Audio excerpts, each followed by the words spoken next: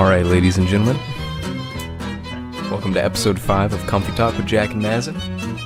Brought to you by... Nothing, you know, I'm doing alright, Mazin. Brought to you today by our sponsor, Yankee Candle. Light 'em up, as they say.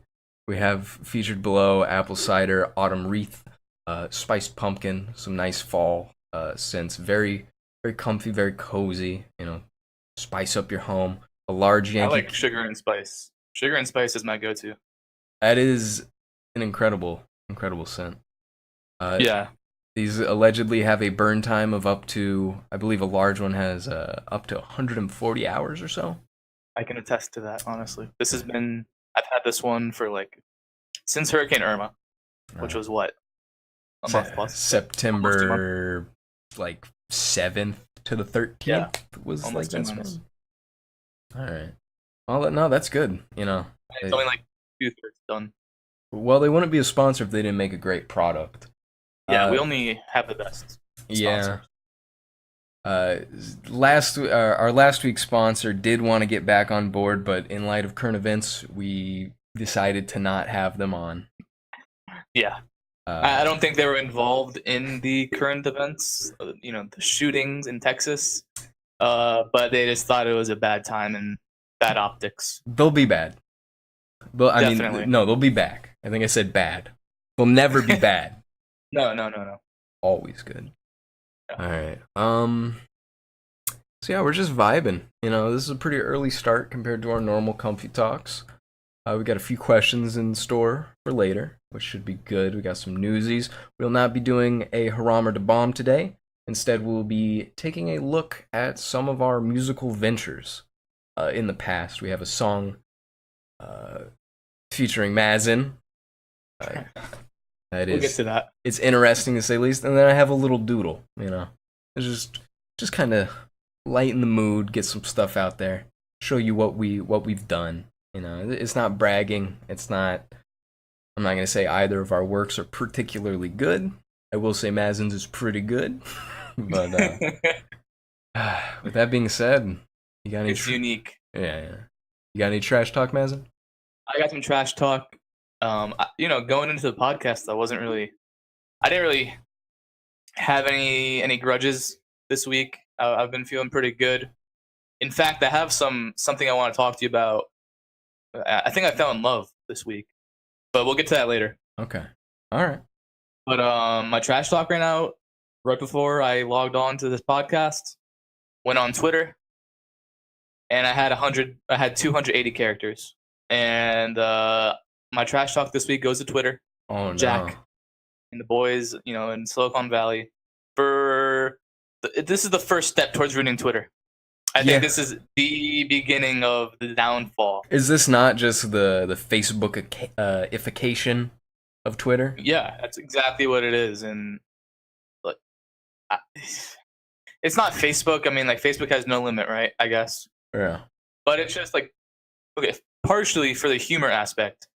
If you can make a good joke in 140, that's better than in 280. It's just a short and sweet joke is better, and those are gonna be faded out eventually. Yeah, no. Or at least much less than they are right now. And the only time the 280 will come in will matter or will be beneficial, I think, is when for news reports, for just information kind of stuff. Of course. But you can do that on Twitter anyways. You can make a thread if you have to.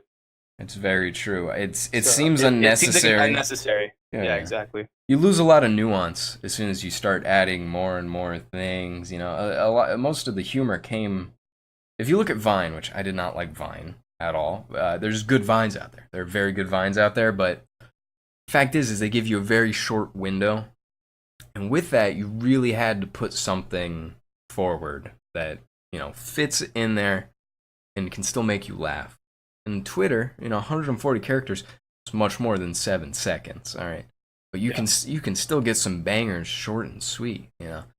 And people are gonna start overthinking things. I think we're gonna see a big decline in Twitter being funny. It's gonna become more of a social media than a hangout. Yeah. Very not comfy at all. Exactly, it's less comfy, and that's how I make all my decisions. I mean, comfort is above all. Yes. You know. How about you, Jack? What's grinding your gears? Is 200 characters for everyone now, or is it you just got Yeah, randomly set? everyone. Oh, Everyone. that's so bad, dude. And also, so I was gonna make a tweet saying I will never use over 140. And have it be 141 characters. No. I was being so serious. But the thing is, they don't have the character countdown anymore. It doesn't tell you how many characters are in your tweet. It's just like it's like the Snapchat circle. Yeah. It tells you how complete your tweet is. So like, let's say you did like 140 characters, it would tell you it's halfway through. But like, it's kind of hard to eyeball 140, 141, 139. Why would they raise the limit and then just remove the the counter that counts you towards that limit? I guess they want the character limit to mean less and be less of their image. I guess that's what they're going for. I don't like this move at all. It's real dumb. Now, I wouldn't mind if they had made like an exception, like if you're at 145, 142, because there's been times where I keep a tweet and I want it short, but 140 characters, it's not much, and I could maybe squeeze things down, but maybe I don't have the brain power to actually do it. And then I'll come up to like 142 characters, and then I gotta start shorthanding stuff that I already shorthanded. But that's the skill behind it. Yeah. Yeah, I mean, like 140 characters for the most part is usually just like one thought. Like it's hard to get like multiple thoughts off, but if you can pull it off, it's cool. That's for sure. So I don't know. I'm not a fan. Bad move. Short Twitter stock. They're only going down from here. They actually blew up the other day, this past week, I believe. Did they? Like a 13% jump, something crazy. Maybe the news was coming out about this. I don't know. I think they might have. I don't know if they did an earnings call or what, but or maybe it was something with the Saudi prince. You never know. Yeah. Do you want to do your love talk? I'll do the love talk after. You want to do your love talk after? After my trash talk. So my trash talk, it's really not directed at these people, but I gotta direct it to my boy Stefano. This past Saturday was UFC 217. Yeah. An absolutely monumental card, the best card I've ever seen. Potentially top 3 of all time. Almost guaranteed top 5. Just the card, like the potential behind it, or like the actual fights? Both. The potential of it was huge, and it was so much better than anything anyone could have imagined. Wow. Absolutely nutty. Even the prelims and everything were still really good. One of the biggest events ever. Return of GSP after like 3-4 years. All right, he's been out. He comes back, takes a title fight in a weight class that he's never fought in before, as far as I know. It wasn't his standard. Yeah, he fought in welterweight, and this was a middleweight fight. So it's only a 10-pound difference, really, but still though, it's huge, especially when his entire career he fought at 175. Yeah, and he's also been out of the professional fighting scene for so long. And my boy Stefano, I had originally planned. I was going to, we were going to go out to Duffy's or something. We wanted to go to a bar because illegal streams are only so reliable. Ours was incredible. Yeah. We paid $5 for that premium illegal stream. Did you really? Yeah. And it didn't lag once. So it seems kind of sketchy. Like who's like putting your credit card info in a sketchy source? I don't know who these people are. PayPal. Okay. Yeah. No, my boy knows these people. We got the good one. We could have gone for a free one, but we really didn't want to risk missing anything. Yeah. And but we had originally planned to go out to a bar, and watch it, so we didn't miss anything. My boy Stefano, apparently, my friend had warned him and said, you need to take work off for this card. All right, you can't miss this. Yeah. And he's like, yeah, sure. He was working the night of, and he was not there, and he missed pretty much one of the best fight cards ever. Absolutely just ridiculous that you'd miss this. I'm mad that you didn't see it, and I know you're not into it. And you were probably, I think college football was happening at the time. I know. Yeah, the Hurricanes game was on. I know Austin was playing TCU. I don't know anything else. TCU? I'm not sure, but the game at night during the UFC fight would have been Miami, Virginia Tech. Yeah, no, that was happening at the same time. TCU and Austin, I believe, and then TCU and Miami, which Virginia Tech got blown out, right? It was 28-10. I mean, really? It was a 3-score game, yeah. I don't know. But it was they were dominant Miami, their defense, but like it wasn't a blowout. When I saw the score, I think there's a big differential there, but yeah. Anyways, anybody who missed this card for any reason, I gotta throw some shade at you because you missed history being made. And I'm gonna spoil it because it's been many days now. Yeah. 3 title fights on the card, alright? You've got women's strawweight, I wanna say. I don't know how much strawweight. 115? Wow. I wanna say. I genuinely don't know. All I know is it was my girl Joanna Jacek versus who's 14-0 versus this girl with a shaved head who looks Brazilian. She's not Brazilian. She's from Milwaukee. Shaved head. Her record 7-4. Really? Yeah. How'd you get the fight? Because Joanna has killed everyone else who's been a contender. So they just going down the list. They're like, all right, you wanna fight her? All right, so there's 3 title fights, and there's this huge undercard. The undercard was good. There was 1 DQ because a guy just head kicked a guy after the ref was like, yo, hold up, called a quick timeout. But like as he called it, the guy just head kicked the other guy. It wasn't a damaging head kick, but DQ'd as necessary. Johnny Hendricks, the washed up superstar, just comes out fighting in a weight class that like he should not be in. He looks like he's 20% body fat, fighting in a super elite weight class where like, you got to be shredded. Yeah. He's fighting this guy who's like 24, Brazilian. I think he's undefeated. Absolutely just like a male model Adonis. He gets destroyed, dude. He gets so destroyed. It wasn't even. It was like such a huge gap in primes. Like you could tell this guy's like in his late 30s, fighting out of his class. He's already, even when he fought in his weight class, he wasn't that diligent. All right, he didn't look as good as the other guys. He got destroyed, but it was a good fight. It was entertaining. Lots of entertaining fights. But then we get to the title fights. All right, back to the shaved head girl. First round, going up against the undefeated champion. Just wallops her, dude. Just wallops her. Wait, the Milwaukee girl? Yeah. Just really? Wallops her. First round, I want to say about 2 minutes in.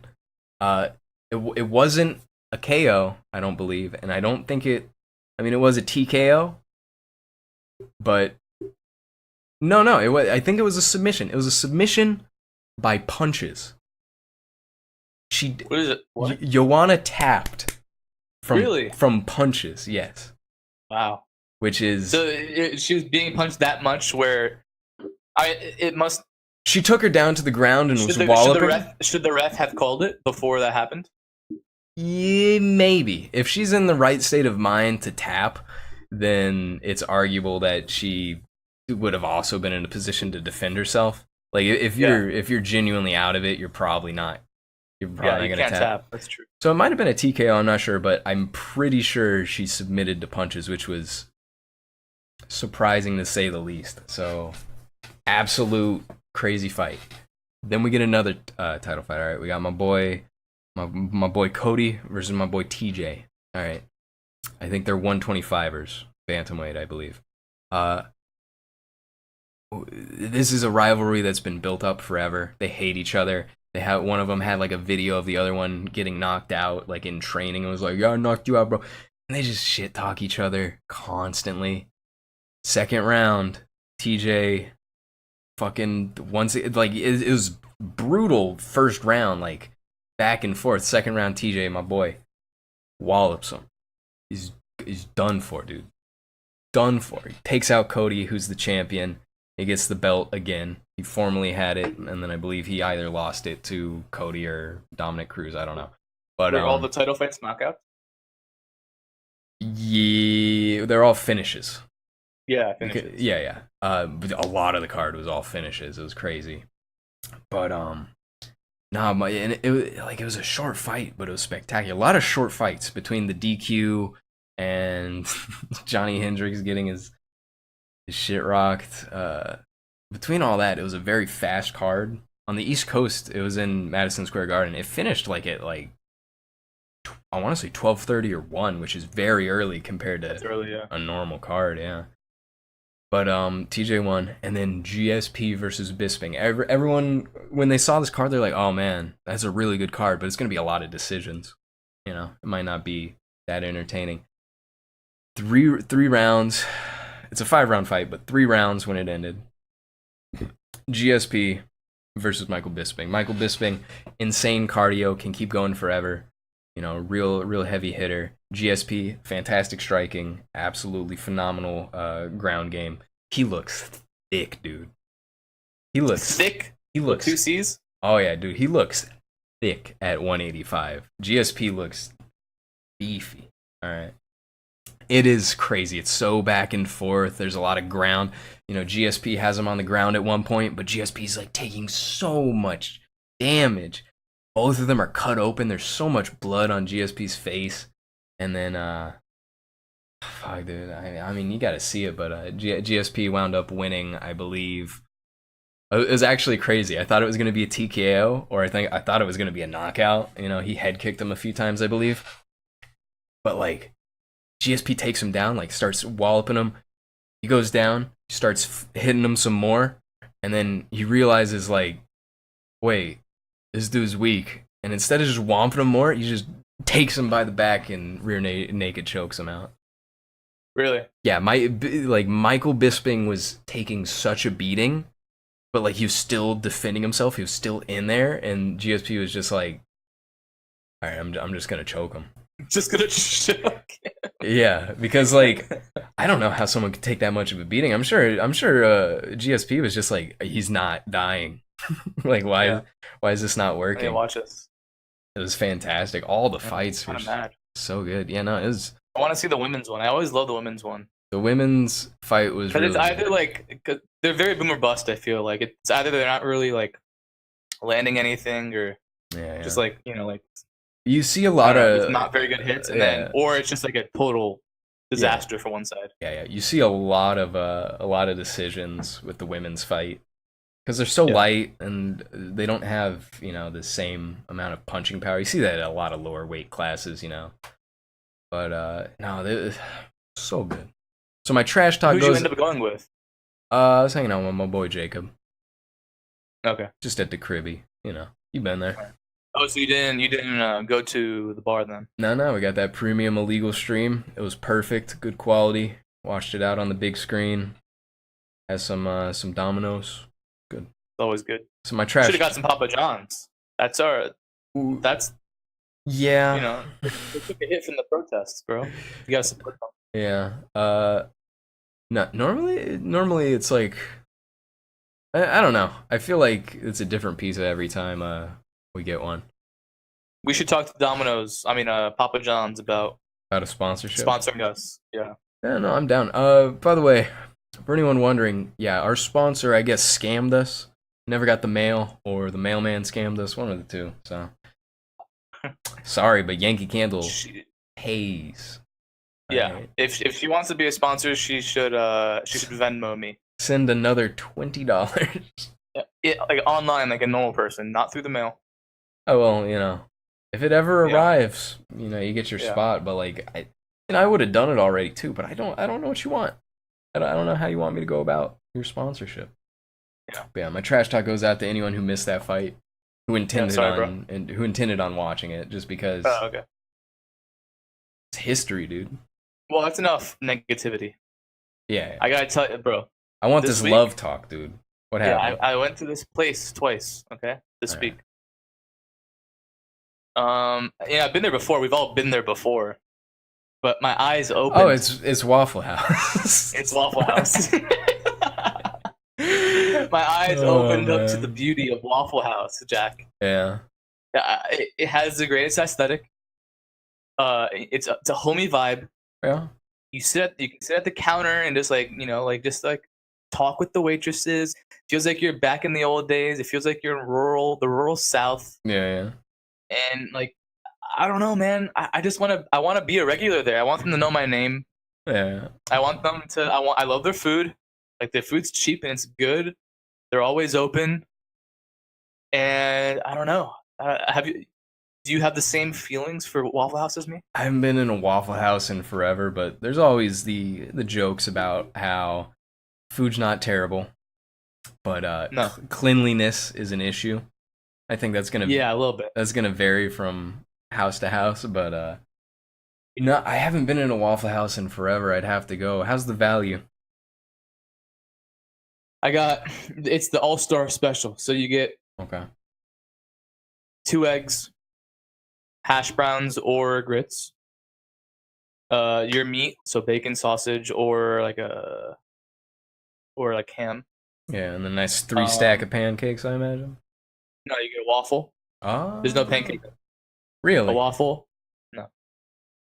A waffle and also your toast, right? Ooh. Buttered toast. Oh yeah. And that's all for like $8.50, and it's filling, bro. Like, Yeah. it's a full meal, and you'll leave stuff, and then you can add have add-ons on your waffle, like bananas or chocolate chips or whatever. Oh, yeah. And then you can on your hash browns. This is the move. You can put gravy on them. Ooh. Also, there's like onions, gravy, like green peppers. I think they have ham, sausage. Bro, it's good. It's a good place. Just for a quick meal at night. Nothing else is open. I'd like to go. That value doesn't sound, terrible. They open 24 hours? Yeah. Oh, that's that good shit, dude. I mean, that's such a good selling point, is 24 hours. That's kind of how I feel about the Floridian. It feels like you're kind of going into a time portal a little bit. You don't feel... Whenever you go to a restaurant at 4 a.m.? Yeah. Something that is severely underrated is an aesthetic and an atmosphere that really feels like it captures, the zeitgeist of some other time. Something that when you enter it, you don't feel like it's 2016. Yeah. Because you go into a Chipotle, you go into like a Blaze Pizza, anything you feel like it's that. 2020. Yeah, no, you're just like, oh man, oh look at that, it's a burrito. There's nothing It's special. a bunch of Mexipaste in my bowl, and you go to Blaze, and it's a pizza. Cool. I mean, whatever. Oh, yeah. Well, you get a personal pizza. Personal pizza. Waffle House feels like a 1950s, 1960s diner. Yeah. And it's just it's a cool feeling. I kind of feel And like the Floridian too is what are they going for at the Floridian? I guess it's like really don't know. It's like a Florida Keys kind of thing. Kinda, yeah. I don't know. It feels like they built all of Las Olas around the Floridian. Yeah. I didn't know what the Floridian was before I went there with you. Really? Yeah, it's really good though. You'd been there before. No. Okay. Well. First time was either with you or Jack. No, it was with you. I mean, you or Max. Yeah. But I think it was with you. Yeah. No, I had a blue cheeseburger. You might have had the same. Same, yeah. Yeah. Man, that's good. And you always get the Scottish waitress, and she's so nice. Yeah. Always. But it's kind of like how I felt when I went into La Granja with you for the first time, and I felt like I was just in a Tarantino movie. It didn't feel like I was in a. It felt like I was in a movie set. It didn't feel like a restaurant or a fast food place. Like, it smelled like just cleaning supplies. Like, there were like 3 people in there. This weird like off-color fluorescent. I'm like, yeah, it's the red counters and. Yeah, the color scheme. I felt. When did you go with me? When was that? I want to say 2015, maybe early 2016. Like, it wasn't this summer, right? No. You had to get a tres leche, I believe. Oh yeah. Yeah. And then I went into the bathroom. I think it was when I was fasting, right? Yeah, probably. And then I went into the bathroom and I was like, all right, I think I'm gonna wash my hands. And I turn the knob and it just keeps going until it hits the faucet. I'm like, Yeah. Okay, just ding. I try the other one. Oh, okay. I don't know. I like La Granja. I don't know why though. The aesthetic was definitely interesting. It felt incredibly strange. Yeah, I can see that. I never thought about the Tarantino connection, but now that you say I it, felt like I was in a movie. Like the color, it was very vibrant. You know, it felt like I was maybe more like a kind of like a Wes Anderson thing, a mix. no, no, no. I think Tarantino's a better. Yeah, Better it's a little grimier than yeah, grimier than Wes Anderson. a little bit. But Yeah. I'm glad you like Waffle House. I'm down to go. Yeah. Ooh. The Waffle House in Plantation. I don't know if it's still open, but it's near Sawgrass. At least it used to be. But they had before, like in the late '90s, Yeah. there was a robbery there Oh. late at night, and 5 people got killed, like 5 employees. Well, Yeah, kind of crazy. that's kind of weird because like I don't imagine the Waffle House has like bucks. Stacks. Yeah. Yeah. Like, I don't think they have bands just sitting around. I guess if you have to rob somewhere at night, I guess. I mean, I It guess, works, and then you but- kill 5 people. It's like, was that worth the $400? Yeah. Like, I don't know. whatever's in the register, that's messed up. There's Yeah, but something. I don't like thinking about the negativity with Waffle House. Yeah, that didn't happen. There's something we don't know. Yeah, a grudge or something. Yeah. Man, They messed up his order. that's scary, dude. Yeah. But yeah, no, that's good. You know, it's always good. We should start having hate talk and then some posy talk, something we like a lot. Yeah, it's not always good to be negative. Yeah, no. I mean, we like to vent, you know. And I honestly, I've been feeling a little bit down past week. I don't really know. You just get blue. Yeah.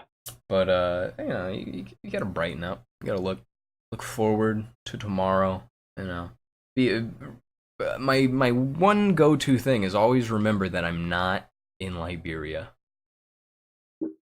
As long as I am not in Liberia, I'm doing pretty good for myself. It's good to keep that perspective, because I mean it's hard sometimes to see like, yeah, this thing's really sucks, but Yeah. at least I'm not in a Saudi prison. You know? Yeah, I mean the yeah. counterpoint's always like, oh well, you know, it doesn't matter the degree of suffering. It's the fact that there is suffering, and I agree with that. But at the same time, when you put things into perspective like that, the most important thing I think in life, one of the most important things, is to be thankful. You know, and if you can ever take a second just to self-reflect, you know, you don't have to use it as a way to cheer yourself up. You know, you might be thinking like, oh, there's starving children all over the world, but like I'm still sad. You know, it's like that's fine. You know, it doesn't have to cheer you up, but keep in mind that it could be so much worse. That doesn't have to push you into the happy zone, but it's a good constraint. You need a floor. You need a floor It's a good where you're constraint, like, exactly, so you don't slide more. so you don't trick yourself into thinking that you actually have it. You know, abysmally bad. Yeah. But we can move on to best and worst tweet. I don't have a worst tweet this week. What the hell, bro? You know, I wasn't feeling it. Like, earlier today, I was looking for a worst tweet, and I was like, I don't like this. I don't like having to look for things I don't like, because I'd see things I don't like, but then I'm like, I don't want to roast them. What do I gain from that? That's true. It's not comfy at all to just point out that something's incredibly stupid. You know, that is our job here, but you know, I try not to. You know, I don't want to be that guy. It's always good for the worst tweet to find a tweet that was a joke, or the tweet isn't bad, Yeah. but the content in it is bad, like what they're making fun of. Like that's at least what my worst tweet is. Like the actual tweet's not bad, but the video is weird. Your worst tweets always throw me for a loop. But my best tweet of the week, you might be familiar with this one. Did you send it to me? I'm not gonna send it to you because you recognize it. It's Okay. This is from @Mazin1027. This guy at Fest assaulted my friend Bellatrix. Let me know if you know his name so we can ban him from any upcoming local shows. And then we got a picture of this grody boy. If anybody knows his name, please leave a comment. So I'm gonna run. I want to run through why I think this is such a finely crafted tweet. All right. Did you RT it? I did not, just because I mean we share the same followers really, Yeah. Okay. but I kind of wanted to. All right. So there's so much to it, and this is a good example of why 140 characters is like Yeah. prime comedy material, because if you made it too wordy and it went on long enough, it loses humor. Some things don't, but unless you're really witty, you're not going to be able to 280 characters of gold. Yeah. Yeah. All right, so this guy at Fest assaulted my friend Bellatrix. Let me know if you know his name so we can ban him from any upcoming local shows. Okay, so this plays on so many different things. First, Yeah. Bellatrix. All right, so we got Bellatrix, which is the best stereotypical, just bottom of the barrel, random artsy name. Might not even be the girl's real name. Exactly the kind of person you'd expect to see at Fest, in a college town. Second thing, it's at Fest. All right, Fest is. It was going on, I think, or it just finished when I tweeted it. Yeah. Fest is. I mean, it's a big concert, but it's got some characters to it, and the fact that let's ban them from any upcoming local shows. The fact that people have actually tweeted stuff like this out before. Oh yeah. It's a very good parody of that. Of course, if someone did actually do something worthy of punishment, that's a separate matter entirely. But when it's making I hesitated tweeting it at first because I thought people would roast me for making fun of sexual assault or something like that. Yeah. But what I'm making fun of is these. First of all, the name Bellatrix is just funny to me. I think it's a hilarious name. It's a very funny name. Also, the picture of Chris. Anytime I can use that picture, I will use it. Dude, that's the main. That's the punchline, but it's so good. Even out of context, I laugh. Yeah. But I didn't know this was a thing. How he get his face so wide? But whenever there's a alleged sexual assault or some rumors about this person doing this to a girl, it's never call the police. It's always ban his band from any local shows. Yeah, it's that's such a weird. He's not allowed to be at our parties anymore. Is that the recourse you take from those allegations? Yeah, that's the punishment. If he actually did this stuff, then that's more deserving than just ban his band. But you see this a lot in the local scene, a lot of drama like this, and playing on it is very funny. It's just. I'm happy you enjoyed it. I love this goofy man, dude. The thing, the part that makes it funnier is Chris is a very attractive guy now. Oh yeah, no, he's a stud, dude. I don't know how it happened, but he was having a rough day in 7th grade. He was having a rough year. Yeah. It took him a while to get out of that, but he did it. Yeah. That's something. This, I believe, is your best tweet, which is types of Syrian war commentators on Twitter. Yeah, it's kind of long, but I'll hit the highlights. Yeah, go ahead. So can the audience see each? If they are in 1080p and they full screen it, they will 100% be able to read this. Okay, yeah. So I think the best ones are easily Zoya. Okay, if you've ever read anything on the Syrian civil war since 2011, you've interacted with these people. You've read these people. You've read their articles. These are the 6 types of people that ever strictly only them tweet about it. Ever tweet about it. There's always Zoya. She believes her ethno-religious background makes her an automatic authority in all things Middle Eastern, North African. Oh, that's what that means? I love it. Yeah. All right. She owns a half-read copy of Orientalism by Edward Said. She quotes Rupi Kaur, obviously. And she always quote or tease anyone who disagrees with her in hopes that her followers will gang up on him.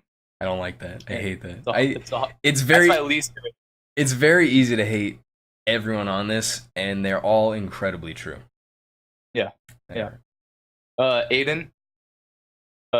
Everyone's met Aiden, even if it's not even serious Civil War specific. Yeah, it doesn't have to be a blue check. But it usually is. Yeah. A lot of them. He's never heard of Syria until the war. Yeah. He's a master's in journalism from an unknown university. Shout out Drucker. He's trying. He's trying to respond to a Trump tweet right now. Man, that's so easy to get clout though. It really is. If like, you just camp that, like it's. They have like the notifications on, and they just. I guess if you're blue checkmarked, also your replies go first. So if you get an early, like push and likes and favorites, you'll be on top for a while. All right. Like it's weird, but you can like recognize avatars like that are there all the time. Yeah. I mean, these It's people. always like a Vice. It's like always like a Vice journalist. It's confusing to me how they make money because like when you see super popular people on like Instagram or something, it's sponsorships. Yeah. You know, it's low key sponsorships. On Twitter, maybe this is what these people like to do. Maybe it's networking. And maybe get some like hits on their articles or something. I don't know. I guess. Followers and yeah. I don't know. Yeah, he supported the Free Syrian Army in 2012, and now he switched to the Kurds, which is nothing wrong with that. Typical. It's typical though.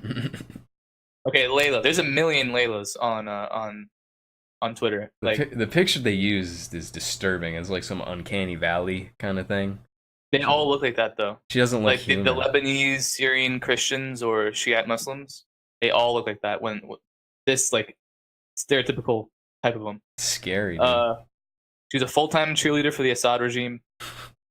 She responds to any criticism of Putin by deflecting attention to the U.S. She hates Kurds. She has an alt-right fan base, and she describes herself as based. And then the best one is Habibullah. I don't even know if that's... But he lives in the UK. He prays for Muslim victory over the Manafik and the Kuffar invaders. So, can you translate that for me? It's like the non-Muslims, like basically, like like non-Muslims. Okay. He called the Russian intervention a crusade. He believes Israel is behind everything bad. He hates Shia, and this is the best part. He has sisters "Don't follow me" in his bio. I've never met anyone that was that extreme, but they're on there. Yeah. Yeah. So I don't know. I like this meme format also. It's kind of taking off now. I love it because most of the time, because it can be both used as an attack on a certain group, but the real good ones attack every corner of it. Everyone, yeah. Because the fact is when you really kind of like, when you generalize these people, you actually do a fantastic service to the common man, because it makes them realize like, yeah, maybe they're not all fitting in these roles, but like there are too many that are, and maybe everyone's just a little too wound up. Yeah. Also, the guy that tweeted that picture he's a good guy. He's active on train Twitter. He loves trains. Trains. Yeah. So I mean, that sounds like a shout out. That's a great community. My boy, very wholesome. Alex Forrest. And then this is your worst tweet. I'm gonna play it for the viewers.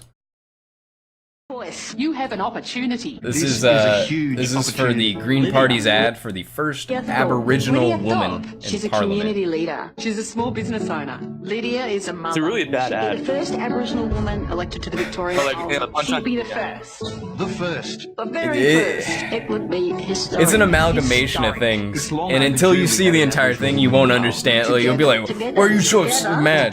Together, we can make history. We can make history. Your vote is powerful. Your vote can change things. Your vote can send a message. I want to see a strong Aboriginal woman in Parliament. We need diverse voices in politics. It's time for change. It's time for progress. We can do politics differently. We should do politics differently. Vote for Lydia because you want a bright future for your kids. Lydia has fought for her people. She's fought for the environment, and she'll fight for you. She's gonna fight for me. I'm Lydia Thorpe, and I'll be the strong voice in Parliament that you deserve. I'm Lydia Thorpe. So the punchline for anyone out of the loop, she's not exactly. Aboriginal people are usually black. They're of a darker complexion. Yeah. They're typically not just white Australians. I mean, she's clear. I'm sure she has some heritage to. You must have some, right? I mean, yeah. Otherwise, this is a weird campaign. Like an Elizabeth Warren type of thing, where it's like, 2-5% Yeah, and they claim it. Even if it's like 10%, it's like they made it sound like, first off, the ad, it uses repetition a lot, which is really weird, and they don't mention any of her stances, just that she's a Green Party candidate, I believe. Yeah. They don't mention anything other than, vote for her. It's like almost like you want to do it just for the novelty of it. I mean, I don't know any of her stances, but like the ad raises more questions than it answers. Yeah, the fact that like the entire ad's just like, oh man, this is gonna be great for diversity, and then you see her and you're like, wait, that was your selling point? Because like I'm not seeing it in her. If it was like an 1800s Aboriginal with like a spear and like face paint, I'd vote for him. Yeah, no, that's a trailblazer. That would be insanely cool, but like it's a bit of a curveball to say the least. Yeah, I just thought it was funny. No, it is funny. It's just I don't know. Australian politics are weird, dude. Australians in general are kind of weird, I feel. Very strange. Yeah. Just, a race of people that were prisoners. Yeah, they're all descent prisoners. It's a crime country. It's a shady background. It's this country built on crime. It's Prisoner Island. It's just a giant Alcatraz. Yeah, they can't leave. But they've done well for themselves given the circumstances. Yeah, that's true. I guess that's what happens when you have the British up your neck for however long, right? Yeah. But we can current events / news. I got a few articles. You might have seen this one. This one's about a week old. Osama bin Laden was an anime fan and played pirated Naruto games. It's crazy. Did you see this? Yeah, I saw. I didn't see this one specifically, but I saw a bunch of like, Osama was a gamer. Osama did this. So it says today the CIA publicly released nearly 500,000 files recovered from bin Laden's hard drive. That included Al-Qaeda correspondence, video files, propaganda, draft materials, and bin Laden's personal journal. It also included loads of copyrighted materials, including films ranging from Ants to Resident Evil, loads of video games, and a substantial collection of anime. Even Final Fantasy VII makes an appearance, with evidence of sequel movie Advent Children having been watched. Or been watched, yeah. Seems bin Laden, or whoever else used his computer, was a connoisseur of emulated DS titles, judging by the .sav entries populating his file index. Those naturally include standbys like New Super Mario Bros. And Animal Crossing Wild World. He also ran alongside the otaku, with plenty of Naruto, Bleach, and Dragon Ball games in the list, on top of the complete Devil May Cry anime series. I didn't know Devil May Cry had an anime adaptation, unless they mean the games, but... Yeah. So I saw somewhere that he also played Counter-Strike. I wouldn't put it past him. I feel like there's just so much we don't know about him. Yeah, I mean, if you were trapped inside your house in like Pakistan, like a foreign country to you, you can't tell anyone where you are. You'd play video games. You'd play a lot of video games. You'd watch some anime. Yeah, I also wouldn't orchestrate 9/11. Yeah, but. I'd be doing all of those things. Yeah. This could also be the quintessential, or pretty much the biggest hot button issue of, you got any games on your phone? Because maybe this bin Laden's kid just loved Naruto. Maybe he dyed his hair black. Also, this kind of plays into the whole, like gamers are dangerous people. They are. They're incredibly violent, actually. Yeah, incredibly violent people. But also, I like the image of bin Laden playing Counter-Strike, and he's on the terrorist team, and it says "terrorist win."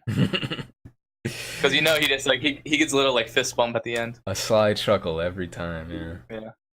And I the thing is it's such a broad variety of things that like I'm sure. I don't know. Like we don't know anything. We just know this was on his computer. This could be anything. You don't know that he watched it. It could be like his kids or something. I don't even know if he had kids, nephews, lieutenants. It could have been secondhand computer. He might have had like some house guests, and he had to show him some anime. Yeah, you know, it could have been just like a secondhand computer with all that stuff already on the hard drive. True. There's a million different things, but like that is true. Yeah. I love that Ants was on there. Yeah. Good movie. He self-identifies with the mean ant. Yeah. A lot. Yeah. He wants to purge and subjugate all the weaker ants. Well, I don't know if he's an ant. I don't remember. That movie was like... I watched it a long time ago. DreamWorks kind of like sucks, right? DreamWorks did Shrek, right? Yes. And did they do Bugs World? Bugs Life, I mean? I believe so, but yeah, I believe so. Yeah, Bugs Life and Shrek are top tier animated films. Yeah, no, they did good stuff, but like... Are they even still around? Have they been like taken up by someone else? No, DreamWorks did I believe they did like Hotel Transylvania and stuff. No big names. Yeah, what like happened titles. They just still make stuff. It's just Pixar has Pixar and Disney, I guess. they're just so dominant, yeah. DreamWorks still makes things. They still make money. They made like Brave a while back, I think. Or that might have been Pixar. I don't remember. People like their movies. But they're still good. They're still good. I don't know. But anyways, it just goes to show. Maybe I was gonna make a joke, be like, maybe Osama bin Laden's not so different from you and me, but like I don't want that on record. Yeah, I mean you kind of said it already, but that's fine. If someone wants to take it out of context, that's a separate thing entirely. Because if someone cares enough to take our quotes out of context, that means we made it. And we have the full context anyway, so it's like not that matters. As soon as David gets it down in his little office, he's already on the printing press. Yeah. I don't care what they say. Send it to his boys at the Sun Sentinel. All right. Next article. This is a German zoo. Court rules zoo can't let kids swim with crocodiles anymore. A German zoo will no longer be able to let children participate in one of its main attractions, swimming with crocodiles and alligators. The ban, which aims to protect children from the deadly reptiles, was made official during a court ruling on Thursday. Previously, the Crocodile Zoo in Friedberg, Hesse, let minors interact with animals by feeding them and swimming in the same water, but only if a guide from the zoo was present. But now only adults are allowed to. And they had like a jungle birthday party package where they take pictures of the kids with the crockies and everything. That's crazy, man. So, Comfy Talk is a pro crocodile podcast and a pro children podcast. Yes, we're more okay. We're more pro children than pro crocodile. Yeah, we are. But as far as the reptilians go, yeah, crocodiles are probably up the top tier. Of course, reptilian. Yeah. But I'm still anti-reptilian. So okay, Mazin we can be a pro reptile. We can be a pro crocodile / alligator podcast. That's fine. Yeah, that's what I said. I guess, but I just want to like add a little. Mazin is anti-reptile, but overall we're pro croc. Really, we're pro croc, and we're pro children, which is why I think this is absolutely ridiculous. I believe if you scroll down, they never had any incidents. So. Oh, it just came out of nowhere. Yeah. How long has it been going on, though? That's what I want to know. I don't know, a few years. If they've been doing this for a week, for 20 years, this is sketchy because they obviously got their craft down. Mm-hmm. They know how to, they know how to keep the kids safe. Well, they have a weird track record. Like it said in 2014, they had a thing where an elephant died and the death was unexplained and had to investigate. I don't know. But anyways, just let the kid. It's just a big lizard. Just let the kid have some fun, dude. Honestly, what kid wants to go swim with an alligator? None. But the ones that do, you shouldn't stop them. You shouldn't stop the ones that do. But I don't think it's it's not a great selling point. Apparently, they're pretty friendly.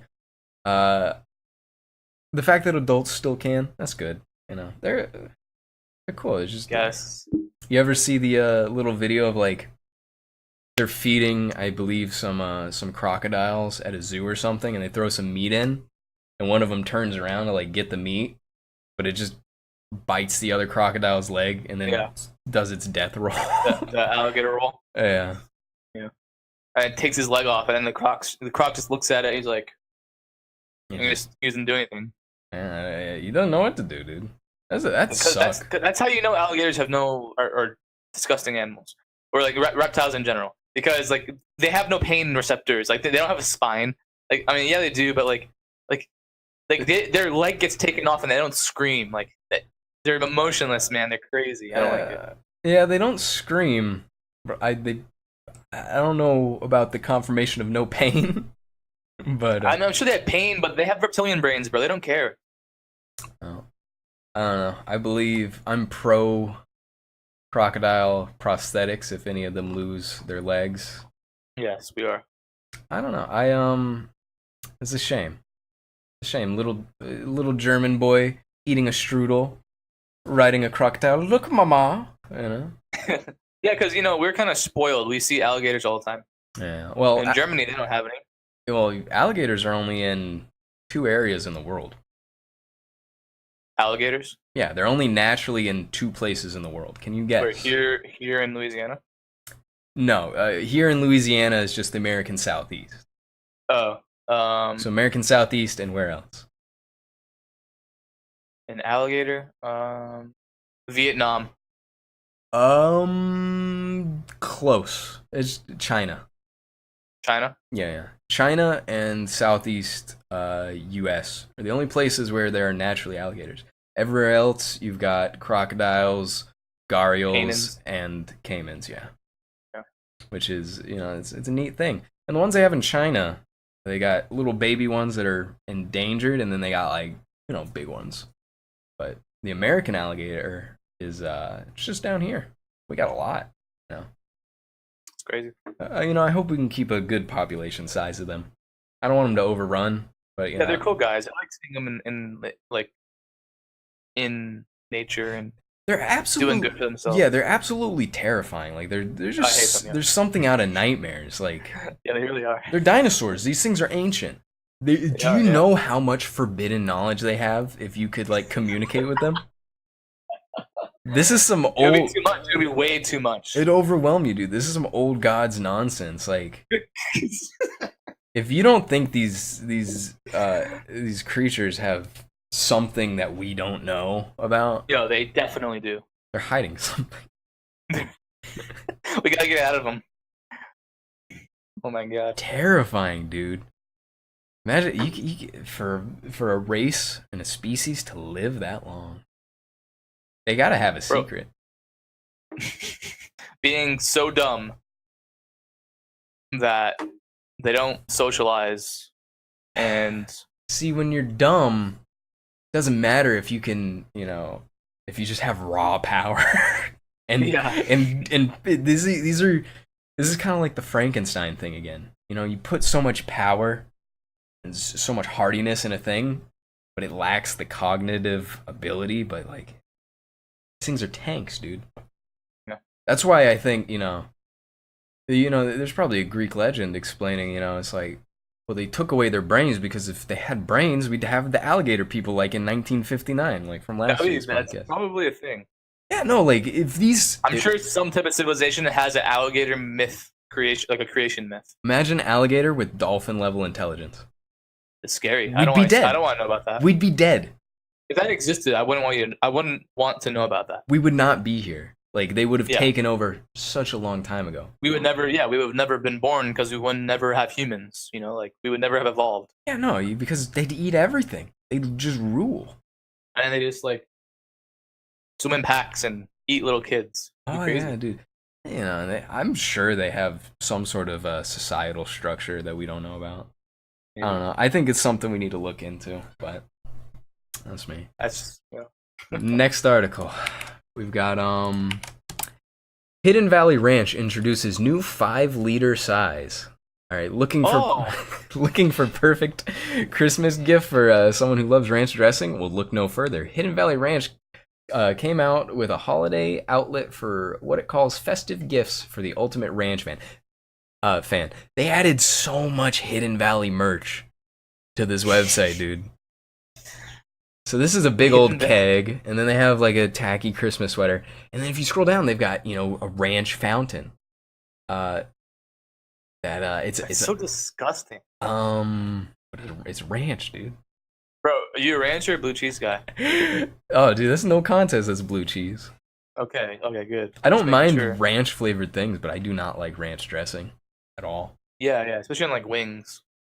No, I'm not a. We're a pro blue cheese podcast. We're a fervently pro blue cheese podcast. Yeah. But like, I'm gonna go to their website right now. I mean, that sweater looks kind of nice. I'm not gonna lie, but oh no, their sweater merch looks so good. Here, let me link you this. This is their little shop. All right, they've got their keg for $50, $110 for the fountain. And they got these, $50 keg. Yeah, dude. And $50. 5 liters. Ranch. It's a collector's item. Szechuan sauce, dude. I guess. Like Hidden Valley Ranch statement socks. If you can read this, bring me ranch. Hidden Valley, those slippers. Those slippers are so aesthetic. Are nice. I'm actually thinking those actually are really nice slippers. They look. That is such a good look, dude. But those are really clean ass slippers. I know. Peace, love, ranch, pizza and veggies and wings and fries and Hidden Valley. What else they got? Like some of this merch is actually just high quality merch. That hat that just says Hidden Valley Ranch. I might cop that actually. That's a cool hat to have. Make America Ranch again, dude. Yeah. They have a bottle koozie. Really? On the ranch bottle koozie? Yeah, on the second page. More shirts. They got a phone case. Ranch flavor wheel. Hidden Valley piece. Greeting cards. I really like those slippers though. Slippers are top of the. Yeah, the slippers and the hat I like a lot. I like the socks too a lot. But damn, that's just those are clean slippers, man. I know. Would you consider getting this keg? Absolutely not. What about if it was a price point of like $5? Yes, I would. As a joke, yeah. Yeah, I mean it's a keg of ranch. If it was $15, I'd 100% go for it. Yeah, $10 I'd do it. 15's a little too much. But like a $10 keg of ranch, how long do you think that lasts? I don't know how they hold up, but I don't think it's more than like it's got to be a year, roughly, right? I guess the actual like expiration or sell by. So would a keg last longer than a bottle? Because you let it drip from the bottom, right? From a keg, or not from the bottom, but you have like a little nozzle that it just drips out of. So you never open it. Yeah. To the air. Yeah, so maybe. I guess it would last longer than a normal ranch. I mean maybe, but it's also 5 liters. Yeah, it's a lot. It's a lot. I don't know. This is kind of the only haram or bomb thing that I have on here. Yeah. I mean, that's definitely haram, but the slippers, good. Bomb. Right? Yeah, the bomb. All right. Viewers, I'm going to edit this out so you're not going to see this, but I got to go to the bathroom. All right. Yo. All right, everyone. Sorry for that interruption. Welcome back to the world's #1 pro blue cheese anti-ranch dressing podcast on the internet. Bro, I got an update. Oh, yeah? Yeah, so I don't think I mentioned this earlier in the show, but Jack's been taking pre-workout before he runs, not lifts, runs. And I'm like, Jack, doesn't sound like a good idea. I don't think you're supposed to get hyped up on caffeine before you run. And my rebuttal is always, it's just BCAAs and some caffeine. And I understand caffeine, but it doesn't affect my heart rate too much. Yeah, the BCAAs are fine. Yeah. But so yeah, we posted a poll to see what the audience thinks about that, whether he should or not. And I won't spoil the results. Okay. But we got a reply from Rev Up, the pre-workout company. Oh no. The nutrition company, and they said yes, ours. You should use our pre-workout. Oh, dude, we got a real sponsor. We got an actual sponsor. Holy shit. Next week, Rev Up. That's our sponsor. We made it. All right, Rev Up's getting... Sorry, Yankee Candle. Sorry, MRI Black Powder Ultra. Yeah. Friendship ended with Black Powder Ultra. Now Rev Up's my best friend. Should I ask them to sponsor our podcast? We have no viewers. But yeah, go ahead. So? Go for it, dude. Look, how many followers do they have? Let me see. They're not big. Bro, they have 29 followers. They're a small-ass company from Pennsylvania. Yeah, tell us if we can get a coupon code or something for our loyal viewers. This is pretty cool. This is Let me ask him real quick. My dreams are coming true right now, Mazin. Do you want to sponsor my podcast? We'll give you a free plug. Like the thing is on the screen for at least 30 minutes.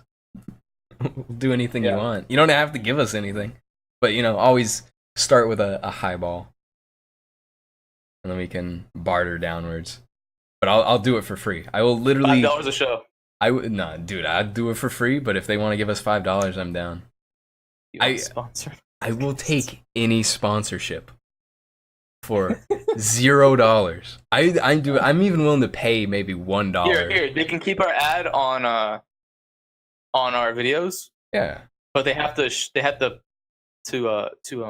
retweet whenever our videos come out. Oh yeah, they gotta push our podcast also. I'm down, dude. I don't have much experience with pre-workout, and I'd love to try some more. Black Powder Ultra's done me well so far. I've only had it maybe 5-6 times so far. I got it recently, severely discounted off of a website that is a wholesale supplement distributor. But this has anhydrous caffeine, Advantra-Z, bitter orange, a bunch of proprietary blends of neuromodulators, size and strength. It's got all your good stuff. And I like it, but I'm always willing to try some more stuff. I just hope it's not like cut with T-ball or something. Yeah, no, I think RevUp's a stand-up company, and they know what they're doing. I mean, I have no. Pennsylvania is a good state. I think that's a good state to have your company come from. Yeah. I have nothing bad to say about them as of now. Absolutely not. I will give a honest review unless they tell me I have to give a positive review. If they want, we'll sell our souls for anything. So I asked them, do you want to sponsor Jack's podcast called Comfy Talk? Your ad will be on the screen. All you got to do is promote us. So we'll see. Hell yeah. Oh man! Even if they don't want to promote us, I'll just feature them. But we'll wait to negotiate. That's assuming they're not watching up until this point. We'll see. Yeah, of course. Oh man! Next article got me all hyped up now. Revved up. Yeah. That fighter who died in the cage last weekend wants you to know he's feeling much better. What? So there was resuscitated? Yeah, there was an amateur MMA fight where the guy was pronounced dead. He took a kick. He got pretty much KO'd by a body kick, which is brutal. But they failed. A body kick? Yeah. Like it hit him in the stomach and he got knocked out? Like to the ribs, probably. Yeah. If I had to imagine. They were able to revive him following CPR and a couple jolts from the defib. His heart had stopped and his kidney had failed, but now he's feeling much better. He says he's not giving up on fighting. The doctors didn't advise him to, but they're saying it's pretty much because it was from a weight cut. That was probably a little bit too steep. This is an actual issue, But that's. Do you want to die, Mazin? Do I want to die? Yeah. Like now, or just like in general? Do I want to die at some point? Like, would I rather be immortal or be mortal? I guess the question I was going for: would you rather? Would you want to die and then be revived? But because I think we both agree we all want to die at some point. Immortality seems like eternal suffering at some point. I mean, immortality on Earth, yes. Yeah. Or like in this universe, like For sure, yeah, no. But would I want to die and be resuscitated, just to say just to see what it felt like? Yeah. If you can, I don't want to be kicked in the stomach and die. That would kind of suck. Oh yeah. But if you could just snap your fingers and I die for 5 minutes, and you can snap your fingers and come back, yeah, sure. And there's no lasting effects. Yeah. Yeah, 100%. What if it was 95% odds? You're fine. No, I wouldn't. No. You wouldn't take a 1 in 20? What do you mean fine? 5% chance I just stay dead? Yeah. Or 5% chance you stay dead. No. What about Not a chance. 2% chance you stay dead? I don't care about it that much where I'd risk a 2% chance of dying. Although it would be pretty cool. Yeah. I think where this guy messed up is he wasn't taking revved up. Yeah, I think if he took some revved up, he would have more energy from his big cut. Pre-workout does genuinely work. Right. Yeah, of course. It's crazy, but I don't know. This is dangerous, There's a lot of people who go back and forth, and they're saying, like, we gotta kind of get rid of weight cuts. Like, we need to find a safer way of, like, doing this. Because the fighters, they don't listen a lot of the times, and they'll do something that's very optimistic as far as, like, a goal, and it's like, bro, you're not making that weight. I know in high school, I mean, I don't know if you could even implement this in professionals, but like, they took your weight at the beginning of the year and your body fat or whatever. Yeah. And they told you how much you're allowed to lose throughout the year. Oh. So like you couldn't just go down to any weight class you wanted. That's good. Yeah. So, and it was like per week you can lose this. And then during districts, like during huge tournaments, they'd allow it a little bit more. Like, yeah, you can lose, instead of 1 pound, you can lose 2 pounds a week, or more than that. But yeah. So like they made sure you didn't like kill yourself. Yeah, it's just like I was saying earlier, Johnny Hendricks versus this Brazilian guy, something Costa. Johnny rarely made weight. when he was fighting at 175. He's always had problems with it. He's never looked good really at 175, except when he was allegedly juicing. Yeah. But he's always had trouble with it, and it's crazy because then you see some people and it's like, dude, you are bone. How did you do that? Nate Diaz, when he went down to, I believe he went down to 145, which is nuts. That's 30 pounds, considering the guy walks around probably at like 180, 190. And then he fights at 175, and then he had to go down to 145 to fight Conor, I believe. It might have been at 155. It might have been lightweight. I don't think it was featherweight. Has Conor fought yet since his boxing match? No, right? No chance. People are speculating GSP versus Conor. Wait, why no chance? What do you mean? He recently said he doesn't want to do any fights unless he gets part of like the promotion cut and this and that. He has the UFC by the balls, all right? He can just he can just do whatever he wants. He's cherry-picked his fights for like, I don't know, past year. Yeah. He hasn't defended his belts, either of them, ever. He had to give up the one. Yeah, no, it's reason why it's like everyone wants to call him the GOAT when it's very early to say that. Cause is he legit? Does he have like an actual chance to be the best? Yeah, I mean, but he can't. But he hasn't even defended a title. The argument is like, how can he be the greatest of all time if he's never defended a belt? And then you see Mighty Mouse, who has defended his belt, I think 11 or 12 times now, consecutively. Yeah. GSP, I think, also has double-digit title defenses back when he was in his prime. And GSP just came back from a hiatus where he was not professionally fighting, fought out of his weight class against the champion at 185 and won. Like, that's much more compelling to me for greatest of all time. And not to mention his records prior to this fight. Yeah. Yeah. And he didn't swear at all. In his post-fight interview, he was like, "Oh man, Michael Bisping, he has balls, man. I am sorry for my language." I can't do a Quebecois accent, but yeah, you probably shouldn't because our sponsor. But Revved Up does not endorse any of our accents or ideas. Yeah, just our gains. Just our gains, yeah. Yeah, he apologized for saying balls. Yeah, he's just a very wholesome guy. He's very likable. Conor's just kind of like, he's like the new age. He's the millennial champion. Yeah, really. Conor's someone that could get tiring very quickly. Yeah, I mean, it's like, I think he fought Nate Diaz twice, both of which were not really in his weight class. All right, he beat Aldo for the featherweight belt, and they left featherweight for lightweight, and then he beat is it Frankie Edgar? I don't know if it was Frankie Edgar or if it was Eddie Alvarez for the lightweight belt or whatever, but he hasn't defended that.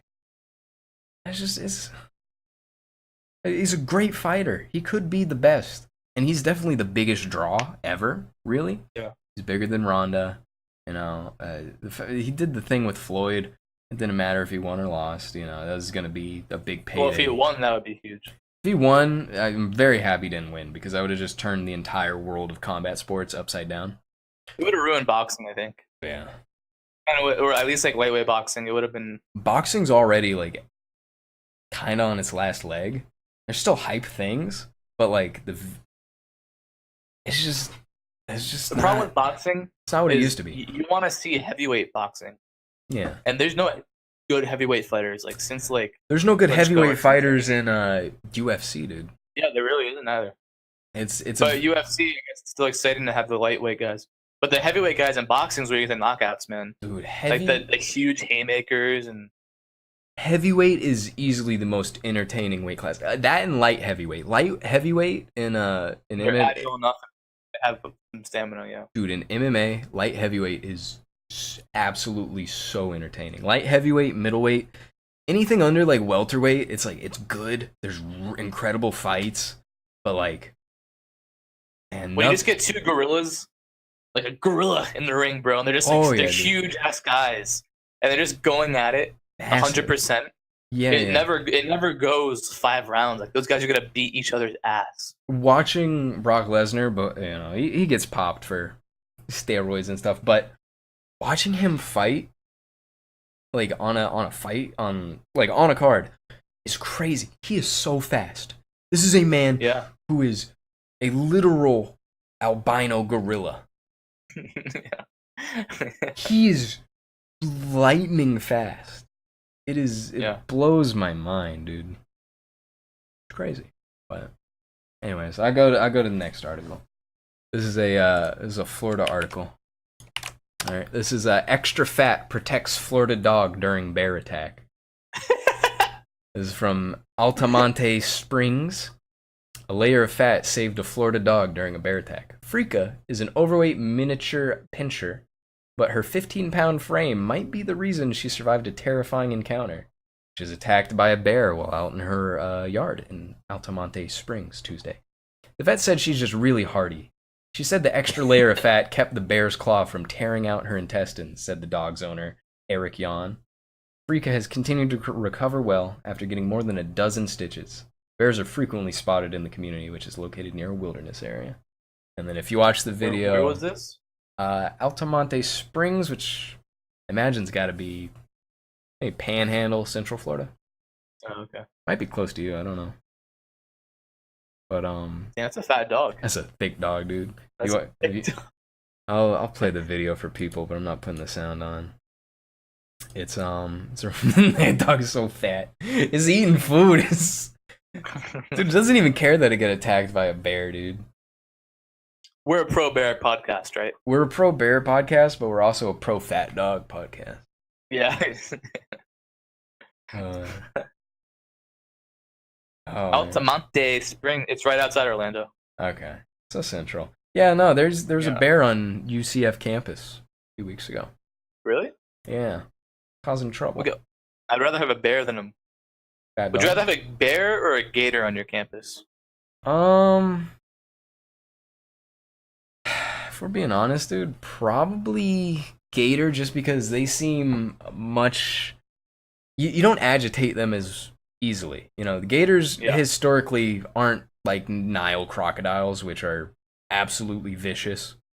Because there's some relatively docile crocodiles out there. Gators across the board typically are pretty good unless you mess with them. No, they only mess you up if you're near them. Like, and they're only in lakes. Like, when are you ever in a lake? Like, just walking around camp. Well, even if it's on land, they do run very fast. They can. Yeah. But like, that's if they want to. Probably just wants to lay in the sun. They're much easier to be removed. A bear, if it's a baby bear, it's not that scary. But like, bears are terrifying because a bear doesn't understand anything. Neither does a crocodile. I still think a cub could destroy you. Oh no, he can do some damage. No, for sure, but like, it's obviously not as scary as a full-grown bear. Yeah. It's I mean, it's gonna depend on the bear too. I think black bears are typically pretty scared of people. I don't remember. I can never remember. Grizzlies historically are very aggressive if they run into people, I believe. But like if I was face to face with, like, I come out of a lecture hall, it's right there. Probably gonna want to pick the gator 99% of times, just because if you go back inside, the bear potentially could take down a door. All right. Yeah. If it's not like just solid metal or something. But also because I feel like I have a much better chance of outmaneuvering an alligator. Also, for alligators, if you run zigzagged, they can't do that. They can run straight. Yeah, they're fast, but like I can't imagine they traverse things that well. Yeah, no. Bears can climb. I don't know. I think if you give them if you make it hard on them to catch you at all, give up. I think you have a much better chance of escaping an alligator than a bear. I think that's. They're not aggressive. Crocodiles will come at you. Yeah. But alligators, like, they're really just dumb big lizards that have forbidden knowledge yet to be unearthed. But you know, they were punished by the god Poseidon with a small brain. Look it up. Oh, okay. Here's the real question though: would you rather be confronted by an alligator or a fat dog? Oh man. Whew, I don't know. I could outrun the fat dog. Yeah, you could. I don't know. Actually, it might just have a lot of. Dog's fat. That's really fat. That's a real fat dog. I love it. I like it. Yeah, it's not healthy for the dog, but who cares? Yeah, there's a lot of fat animals out there, and if they're a little overweight, dude, who cares, man? They're living in the same era as us. They don't have to hunt for anything. I mean, some humans are overweight. You know. Exactly. So it's to be expected at this point. But definitely pro fat dog and pro bear. This is a article from ESPN. I've yet to see an update, but 3 UCLA men's basketball players, including LiAngelo Ball, arrested in China for shoplifting, sources told ESPN. Story coming. Yeah. No story? Story coming. All right. Wow. So I don't know if they've you know who LiAngelo Ball is, right? Is that LeVar Ball's little brother? Yeah. Okay. Oh no, it's Lonzo Ball's brother. LeVar is the dad. Oh yeah. Okay. So it's his son. All right. One of his many. How dumb you gotta be to shoplift in China? Oh man, imagine being rich and shoplifting. Yeah, that too. I mean, I know they're not. Yeah. He's not poor. No. LiAngelo. I saw some people comment on this, and they said, my boy's the best at stealing, and then like, big burglar brand. My boy's the best at stealing. 1v1. Oh man. Any thoughts on this? Yao Ming, 1v1. It just seems like what were you shoplifting? Even if it's like some Gucci stuff or something, it's like probably Bro, you're in China. You're making good money. Your dad's famous, your brother's famous, you're famous. Yeah. I don't know. Why would you want to risk that in a country known for strict punishment? Yeah. It's like, I might smuggle some marijuana and to Malaysia. Yeah. YOLO, whatever. Yeah. You could die for that. Oh yeah, no, that's like death penalty. Yeah, they have death penalty for any like drug trafficking charges. So Malaysia, I think it's somewhere else too. I think Indonesia, Singapore's real big on it. Yeah. Singapore's like this like tiny city. They got an inferiority complex because they're so small. They're like really strict on everything. And they got to prove themselves to everyone else. And I mean, they're a successful country, but I mean, it makes sense. Do you have any? A lot of strict. You got any other thoughts on this? I want to hear all the facts. As do I. It's too easy to just tweet. This is what happened. Story coming. Yeah. I mean, also I like for all these headlines we have. I appreciate how all the information that we need to know is in the headline. There's no clickbait. Yeah, because headlines work by themselves. Yeah. So like, if clickbait is ever involved, the article is trash. It's kind of just like it's very automatic if then kind of thing. If there's clickbait involved, it's trash. A goofy headline does not necessarily mean clickbait, because all of these are goofy headlines, No, it doesn't. But it's like a story. Like it's telling. Yeah.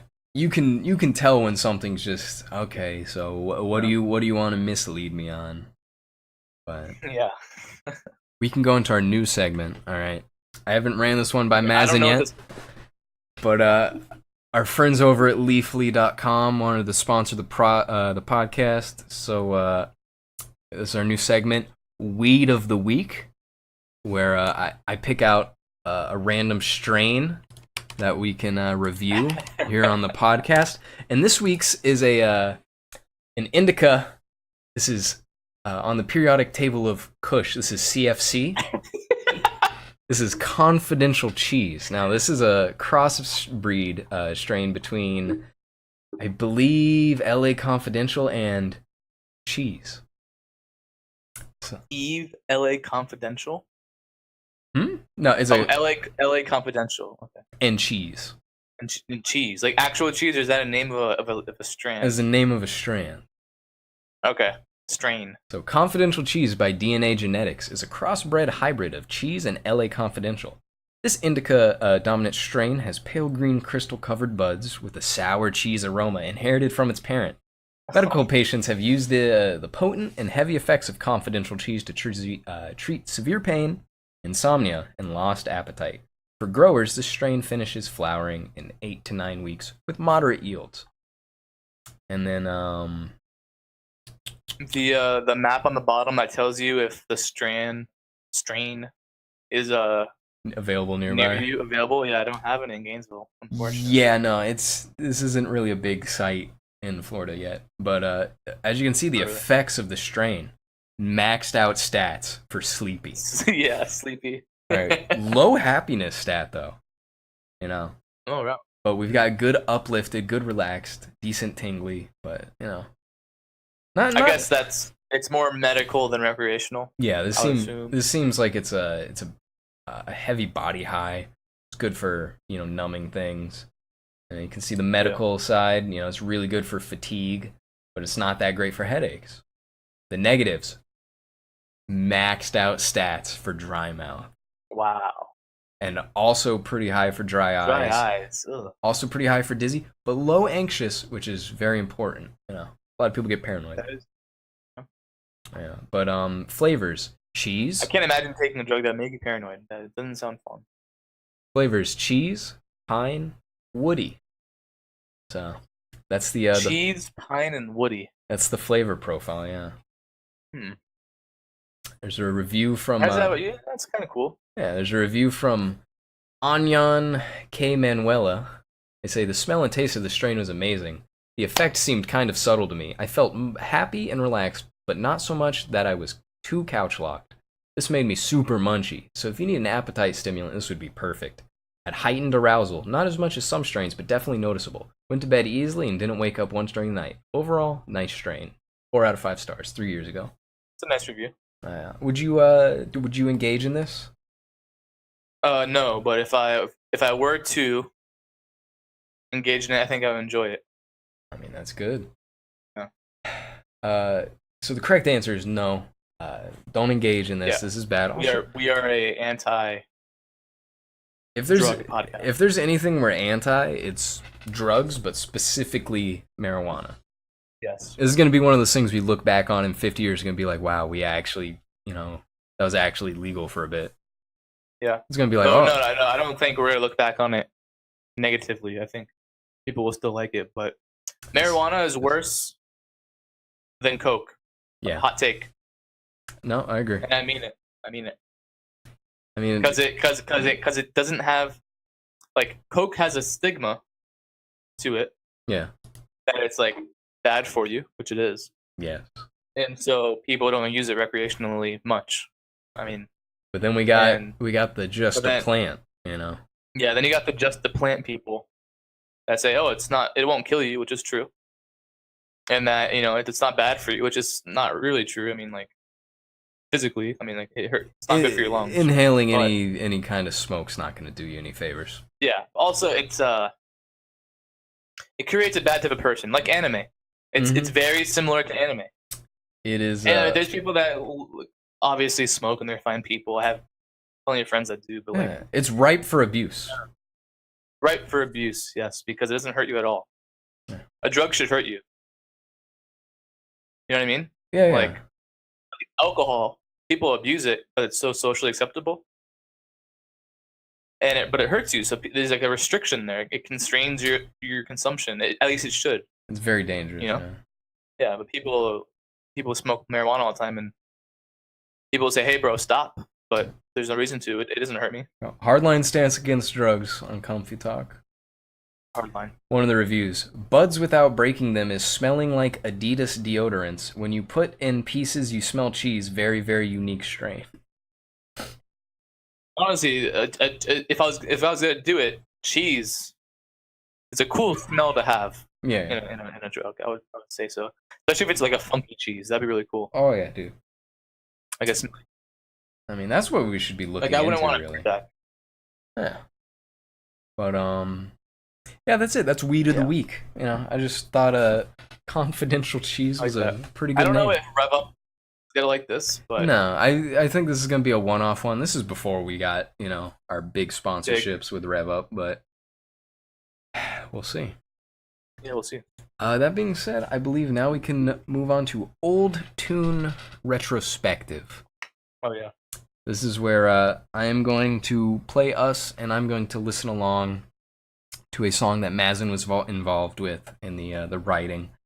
I've heard the song already. I'm gonna say, out of all the Great Unraveling songs, this one's so good. This one's so good, Mazin. I don't think you understand how actually not bad you are at screaming. Yeah. Yeah, and on top of that, like, I mean that, and also I really like I imagine Anthony wrote most of this. Yeah.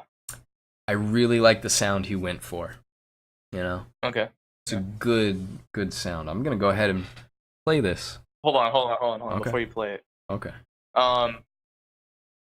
Just want to give some background on it because I mean it's a weird song. It is a very interesting song. Don't all the reviews demonstrated in the song don't reflect the podcast directly.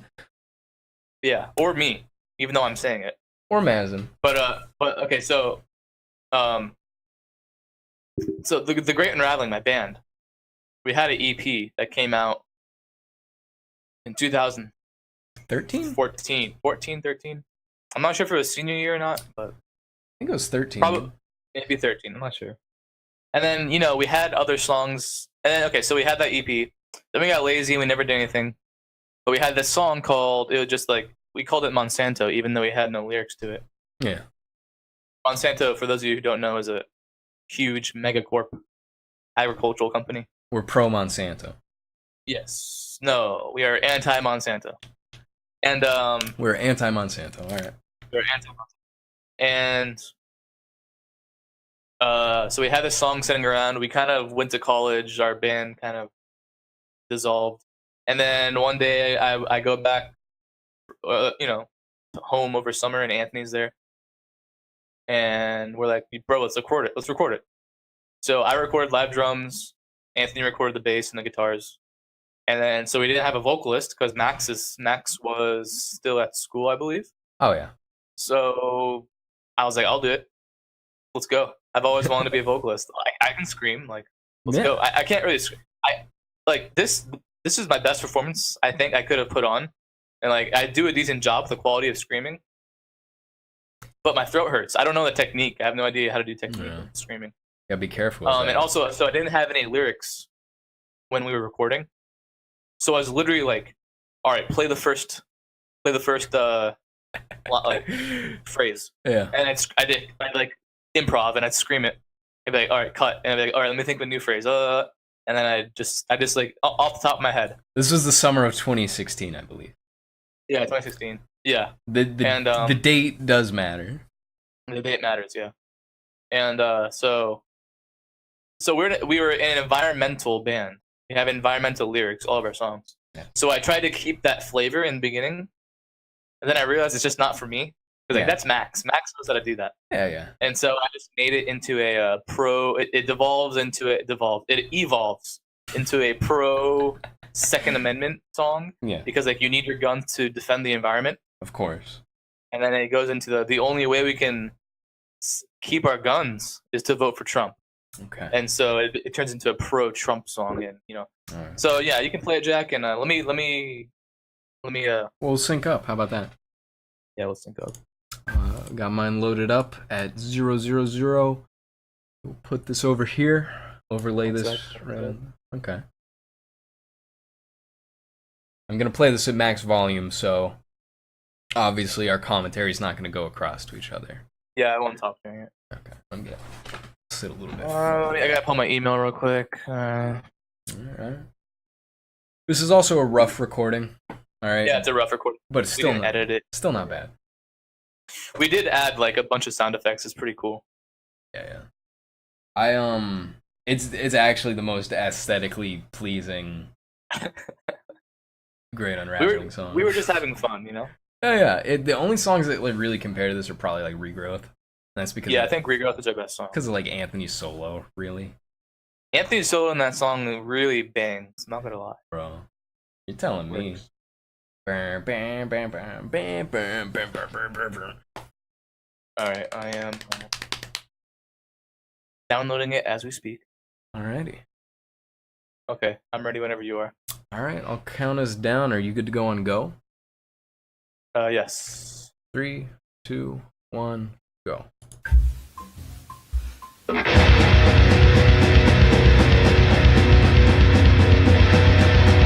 year, millions of acres of rainforests are being depleted. Animals are being driven from their homes. And our rivers are being contaminated with filth. All because of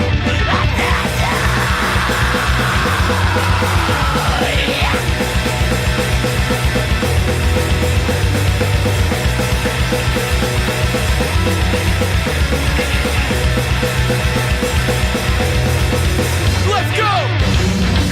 They don't want you to know what's in your food. They're fighting you'll never know. There is good news though. We are an armed citizenry. The only way out from now is with a bullet.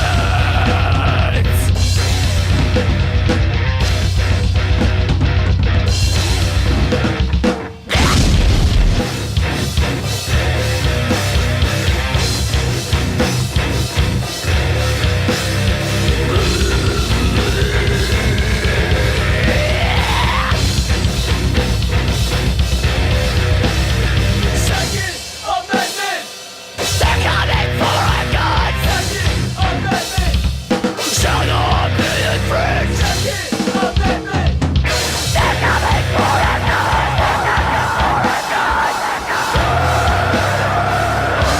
Fighting back! But don't let them break you!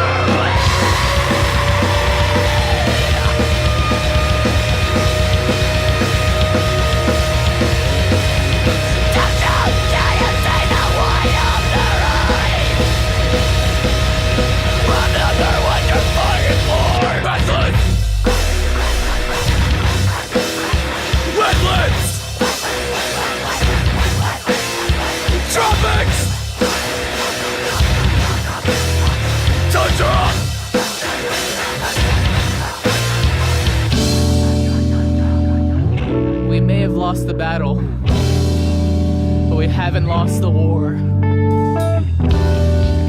This is bigger than us. This is for our kids.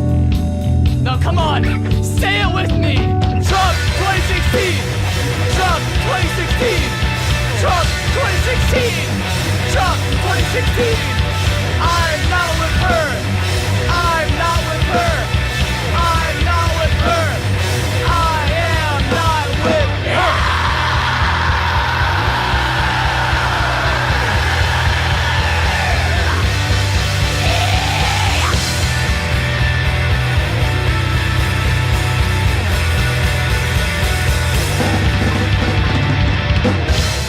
Society is produced by our wants.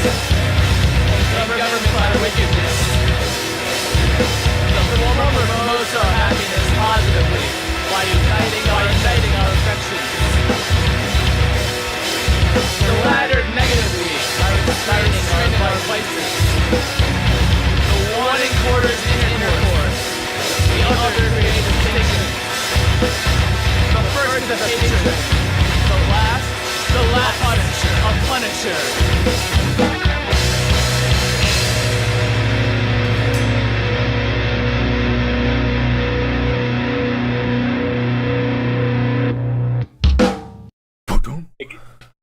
It gets me pumped every time. Musically, It really does. It's a very catchy song. It is. And your vocals are not bad. Lyrically, very funny. Yeah. Maybe use some refining, but I liked it. I like it when you do the kind of like whiny little monologues a lot more than when Max would do them. I don't know why. Because it comes off as a joke when I do it, I guess. That's probably why. I don't know. It's not all bad news, though. We may have lost the battle, but we will not lose the war. Gotta put some blast in there, dude. Should have, honestly. Bro, I mean, that's a good song. I'm always... And that song, I didn't play drums. I think I mentioned this last time when Anthony was here. Yeah. But yeah, I didn't play drums for 3 years before I recorded that. That's one of the most impressive things, really. Like, I don't think I could play, at that point, and now, if you told me to play another band song that was like similar difficulty, couldn't do it. I think my rhythm's totally off now, especially on a drum set. I mean, it only takes... You just gotta do a little bit to get recalibrated, right? A couple of days, I think. And, just not in one session, but, like, it would take a while just to relearn it. Yeah, no, but, like, my own song, somehow, like... Because I wrote it, and, like, I know it by heart, obviously. Yeah. Like, I picked it up, like, right away. It's pretty cool. It's just entwined, you know? Yeah. Just in there. Anyways, that was Monsanto. Rough draft. Mazin on drums, vocals, Anthony Burke on everything else. Yeah. Very good song. For those of you who don't know, the guy that assaulted Bellatrix in my tweet, the picture I use all the time, that's the other guitarist in the band. Yeah. He didn't record anything for this song though. We kicked him out because of Bellatrix. Yeah, he can't be in any shows, so why would he be in our band? Yeah, no point. He just ghostwrites, right? Yeah. So the concept for us to do this old tune retrospective was I didn't have anything for Haram or Da Bomb. I was feeling kind of whatever. Mazin suggested, play some of your old tunes or something. I've got a bunch of really dinky MIDI riffs written up in Guitar Pro. I have hundreds of little things, some full-size songs, most of them small little 30-second riffs and doodles. And I was going to show some of those off, but since we did our inaugural old tune retrospective with such a banger, a genuine song, I didn't feel comfortable loading up my dinky ones. But I did make a little piano thing, I don't know, a few months ago, just kind of diddling around. And I'll play that for you now, Matt. Mazin, you want to sync up? The Last Dance, right? Yeah. I don't know why I called it Last Dance. I think it was based off of like that soul or funk song where they go, Last Dance, Last Dance. And then it's like Donna Summers. but it's nothing like that. But yeah. Give me a sec. I'm gonna listen to it on my phone. All right, you do that. It's acting weird on my computer. That's fine. Just let me know when you're set up, ready to go. Yeah. So I'm gonna take my headphones out of the computer. So when we're listening to it, don't talk, I guess. Or I'm gonna mute. I'm gonna mute my computer. Just when the song's playing. Okay. All right. Yeah. Hopefully we don't have any tech problems. On go. Okay, ready? 1, 2, 3, go.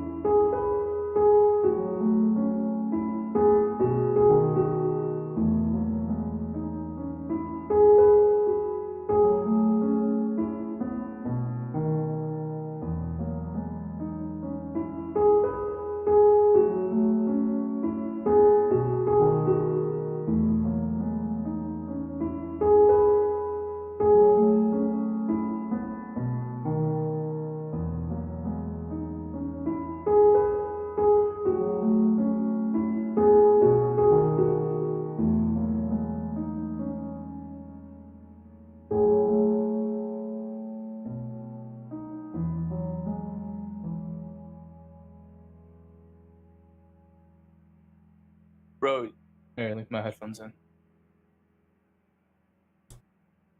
Bro, you should try to make that a full song. I should, but at the same time, I like to just really short and It's sweet like good. that. That's pretty much this is the Comfy Talk theme song, kind of. You should make that the theme song. Yeah, it's pretty. That is very comfy. Is very comfy. I used something to offset. Oh no, I modulated the tempo on it so that it gets that natural kind of piano feeling. So yeah. Oh, so it just like kind of makes it offbeat, like sort of. It drops off every like halfway through each bar. Okay. And cool. then it goes right back up. Yeah, I was gonna say because I couldn't pick up a beat. Yeah, I just wanted I somebody. was trying to figure out how you did that. Yeah. Yeah, I mean, I could write it freehand like that, but that's tougher and takes a lot of time and it's messy. This was just kind of. I mean, this was literally just a doodle, but like I managed to get a sound that I never really got before. It's a nice sound on the beat made too. Yeah, that's There, I think there's some. I think I have an EQ that cuts off a lot of the high end on it, but also the piano I think is one with like the top shut and there's a good amount of reverb on there, I believe. I don't know. I thought it sounded pretty cozy. Yeah. I'd love if I could write a full scale song like that. It's like my brain. The thing is, you have way over 100 things of Guitar Pro and beats you've made. Like, I mean, you have hundreds of them, if not thousands. I feel. Definitely hundreds, not thousands. Guitar Pro, I can tell you right now, I have the folder that was early 2012. I was going to show some early 2012 stuff because that's almost 6 years old now. But that's crazy. I know, and I listened to some of it. I'm like, I had no business writing this well. And then I listened to some of it. I'm like, oh my goodness, it's so bad. Yeah, it would be really cool listening to the old ones now because I remember like a lot of them when you showed it to me. Dude, I have my first ever song. It was called Russian Dry Rub. I didn't realize that. What year is that? Early 2012, but I think it's actually like late 2011 because I think I did it in Guitar Pro 6. You started writing in 2011, like 2012 or 2011? I believe so. I did it around this, I think, sophomore year. Okay. Started in 2010, and then I guess the school year was 2011. So yeah, probably late 2011, early 2012. After like the first couple of movie nights, really, I had this obsession. I was like, man, I got to write ska music, and then I realized I have no aptitude for writing any type of ska music. And then there's so many things I tried to do, like polka and stuff. I was like, I wanted to be versatile, and then there's a lot of generic like metalcore kind of stuff that I have written, and some of it was really bad. But Russian Dry Rub is in standard tuning. All right, it was a heavy song, but it's in standard tuning. Yeah, it was really meant to be in drop D, but I didn't know what that was at the time, really. Yeah, this was like right when I started playing guitar. I didn't have any musical experience with like anything else, and I can the opening bar is just but it's like open string 3/4 open string 4/3. It's just like that a lot, and then it's like and then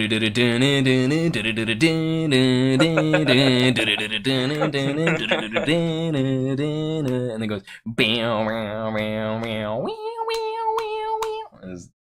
it's I'm pretty sure it's a song I made on Guitar Pro. I'm garbage I can't write, obviously. I've never played an instrument that wasn't percussion. Don't say that. You wrote some decent stuff. I wrote drums that were fine. Not music. You wrote decent guitar. Decent. The intro? Yeah. But like it was all open. Yeah, chugging. I guess that's percussion. But yeah. But I got a lot of ancient stuff, dude. It's forbidden. Yeah, no, it's forbidden. But the stuff from like 2012, that was my prime, dude. I loved writing everything. Yeah. I didn't mind how bad it was. You're thinking of stuff from 2013 where I was still pumping it out. 2012 and 2013. Like that 2012 Gold Rush, I have so many stupid, just absolutely terrible things. Probably about 100, and then probably about 100 in 2013, and then there was a year, I believe it was 2015. I wrote, I want to say about 5 things. Yeah, you didn't write that much. The whole year. For high school. I couldn't do anything. And then even recently I haven't been able to do anything because I've started trying to, actually put together full songs. One of the intros, I believe to episode 2 of our podcast, is a song that I wrote and recorded. A little doodle. It's just like it's a full song, but God only knows when I'll actually record a full EP or something. Bro, that's your thing. You need to stick with a song long enough. Like you can't get bored of the songs. And it's not that I get bored of them. It's that recording is actually incredibly tedious when you have no rhythm. Yeah, I have to actually edit the the waveforms and everything. You could have someone do it for you. I'm not about that. Good. I could, but at the same time, I'd still have to be playing in time, and it's always troublesome. So I got to do it by myself. Because I have one fully recorded song. It's good to go. It's mixed and mastered about as best as I can. If I give it another shot, I can make it a little bit better. I might re-record it when I go back to record the whole EP, but, I don't know. But there was definitely, in high school, a huge just gold rush period where I would write, 4 or 5 little riffs every day, and I'd save them.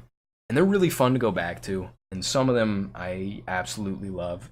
A lot of them I really hate. There was one you made.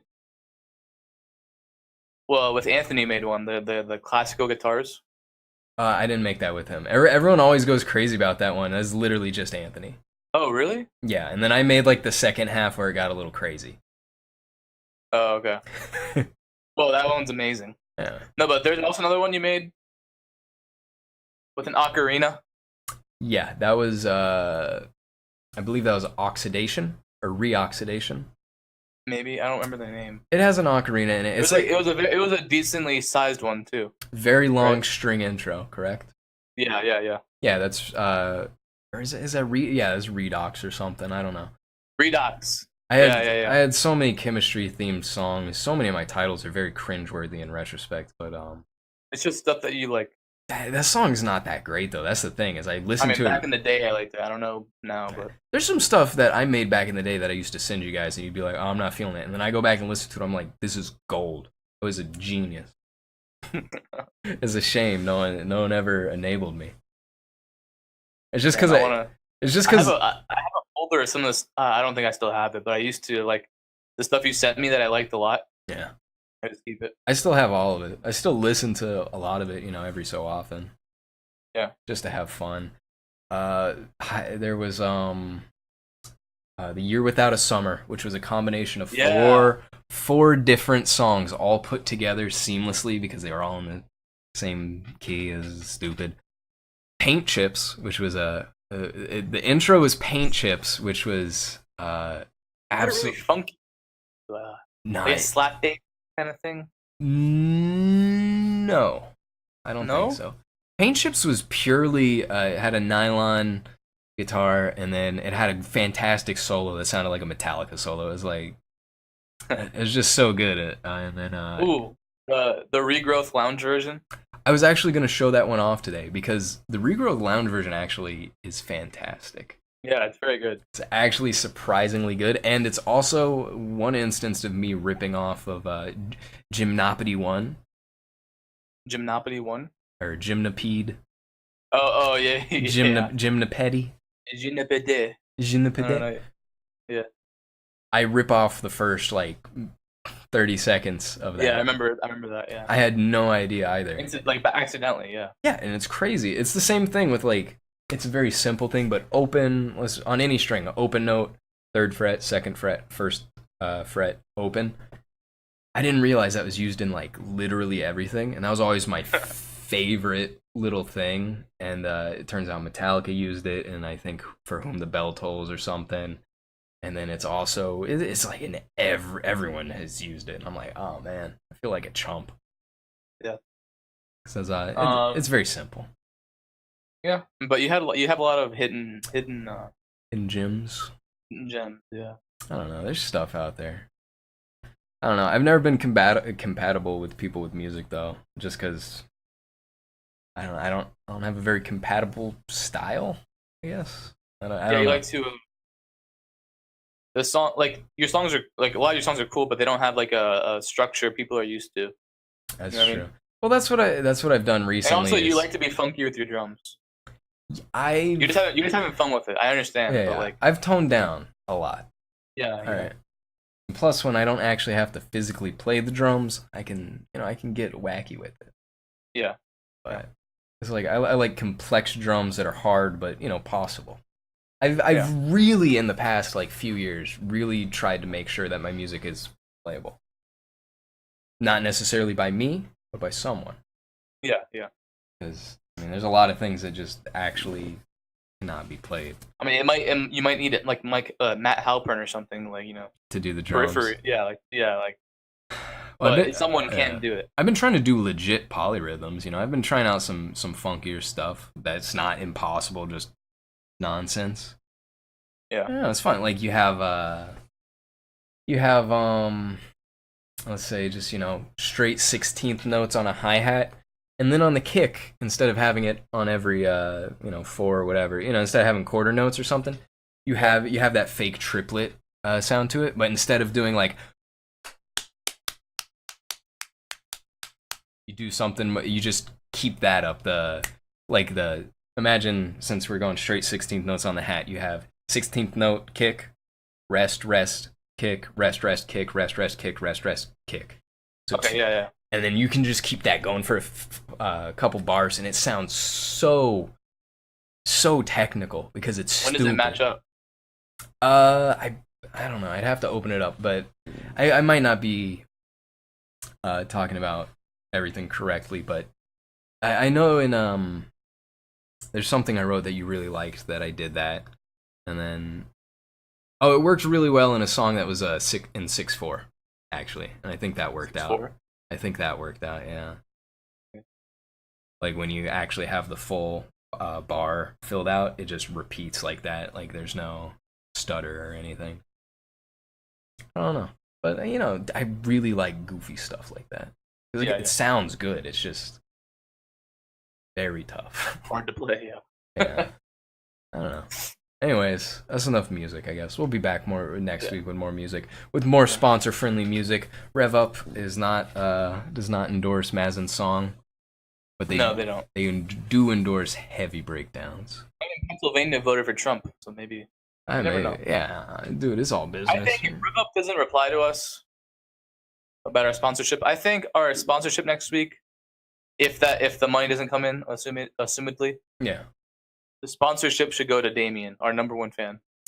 Yeah, I'm fine with that. Damien has listened to all of our podcasts except for some of the anime talk. I mean, we the anime talk's kind of long-winded. I don't blame him. Yeah. It's also not healthy for you to listen to that. Yeah. So speaking of anime, you may have noticed we do not have Mazin versus anime this week. Mazin did not finish Paranoia Agent, unfortunately. I watched 2 more episodes, I believe. No, 1 more episode. 2 more episodes. So I have 3 left. Gotta finish, 11, 12, 13. You gotta finish up so we can get you on some of that nonsense that you probably won't like. Yeah, Prison School, and I keep getting recommended Prison School by 3 different people. Really? Well, Prison School is funny. Just don't take. Yeah, that's it. It doesn't take itself seriously, and you shouldn't take it seriously either. But it's a good laugh. Yeah. I mean, I'm excited for what's to come. All right, yeah. Prison School. I know One Punch Man's a possibility. You asked for a show about cute girls doing cute things. Non Biori is my recommendation. Okay. Or you could watch Barakamon, like Max recommended. But I think you'd like Non Biori. It's the comfiest anime. It has to be wholesome. Is it wholesome? And it's the most wholesome, most comfy anime there is. I think. I can't think of one that's more so. Nice. But anyways, we can move into Twitter questions. Yeah, okay. We have 2 on Twitter. We have 1 text message into me. Okay. And you have 2, right? Yes. Okay. Let me load it up.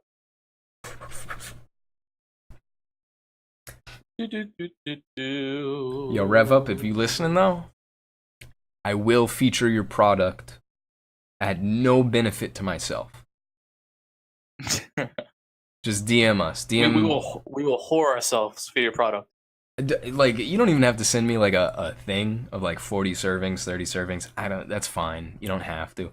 Give us a coupon code to give the fans. No guarantee they'll use it, but yeah, we want to get your voice out there. First question from my roommate Keaton. He asks, "Is Mazin white?" Is Mazin white? So, on a bureaucratic paperwork level, yes, absolutely. Isn't that all that matters, though? I think that's what I learned from The Trial by Franz Kafka. Yeah, in culture and in your personal life, it may matter, but as far as like the IRS is concerned, as far as like all the things that matter in your life concerned, yeah, no, it does. You're white. I'm white. Yes. I think so. I think a lot of Arab people are white.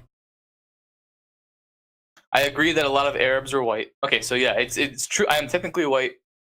No one can take that from me. It's a technical level. It's not. I'm not, because to me you're not white, but you are. You know? I am. Yeah. It's just an offshoot. So like, if I was like one of those light ass Syrian, Lebanese, and some Palestinians, and I'm technically white, and also I look white, I'd say I'm white. What about Israelis? Yeah, I don't actually. Oh yeah, they'd be considered white too, I guess, because it just says Middle Eastern. Like on the census, it says Middle Eastern, North African, I guess. Okay. And especially if they have European descent too, right? A lot of them. Yeah.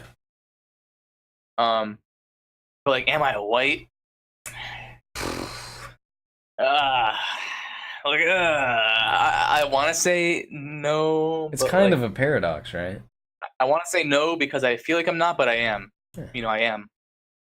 So it's a hard question. But officially, we are a pro Mazin is white podcast.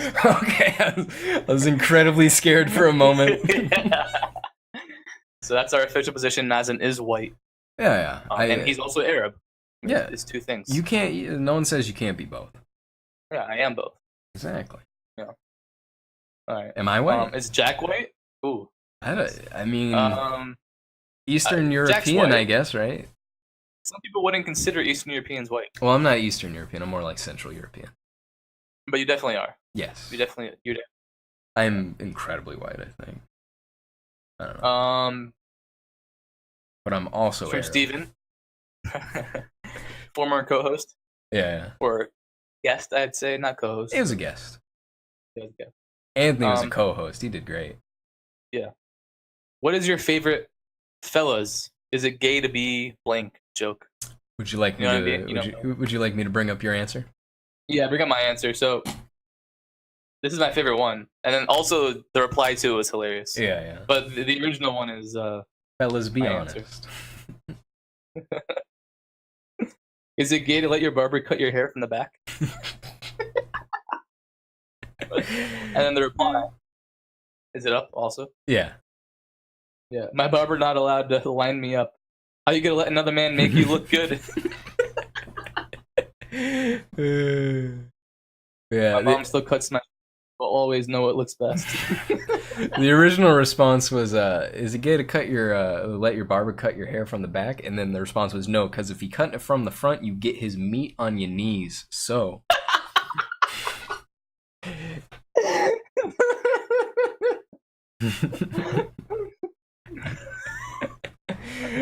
That's my favorite one. I know Jack had one. You had one too, right? No, I don't have. To be like this. I don't have a specific one, but I think I said. I don't know what I said. Look it up. Oh, I remember what it was. Yours. It was fellas. Is it gay to look at the eclipse? You're basically looking at two balls. Yeah, two balls moving. I couldn't figure out a good way to word it. You know, because it was like. That's what you are looking at. You're watching two large lunar balls go right past each other. I couldn't think of the best way to word it. So I was like, that's one of my least favorite tweets because I knew it was going to get like decent clout. Mm-hmm. I was like, there's no way this isn't going to get like 10 likes, you know? And that's all-star status. But like, I didn't feel good about it. I really I need to get big on Twitter. I just need a viral tweet, man. Yeah. I'm dying for a viral tweet. You gotta buy into this aesthetic, like the guy who I don't want to sell myself out and just like tweet like, oh, I'm depressed today. Like I'm not trying to. I'm just trying to be me, but also get viral. You know what I mean? Like I'm good enough to be viral. I just need. You know what it is? My followers are loyal. The guys that like my tweets. Yeah. But you guys don't RT enough. I'm not gonna lie. It's you don't true. RT enough. I can't get to the second level. My RTs don't do anything, but it's very true. All you need is one retweet from Anthony or Darnell. I don't think Darnell follows you, but if Anthony retweets your site, because I said, why are you listening to XXX Tentacion if you can XXX pay attention in class? Anthony retweeted that, boom, like 30 likes, dude, 4 retweets. Yeah. I mean, it works. If he didn't do that, it still would have been an okay tweet, but like it would not gotten that coverage. Yeah, Anthony's a good guy to retweet it. If you can get guys like it needs be people that don't have the same followers as you, obviously. Yeah.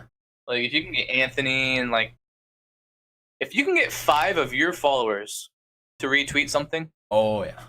And like that's a decent base, like for us at least, to get it moving. That's all you need.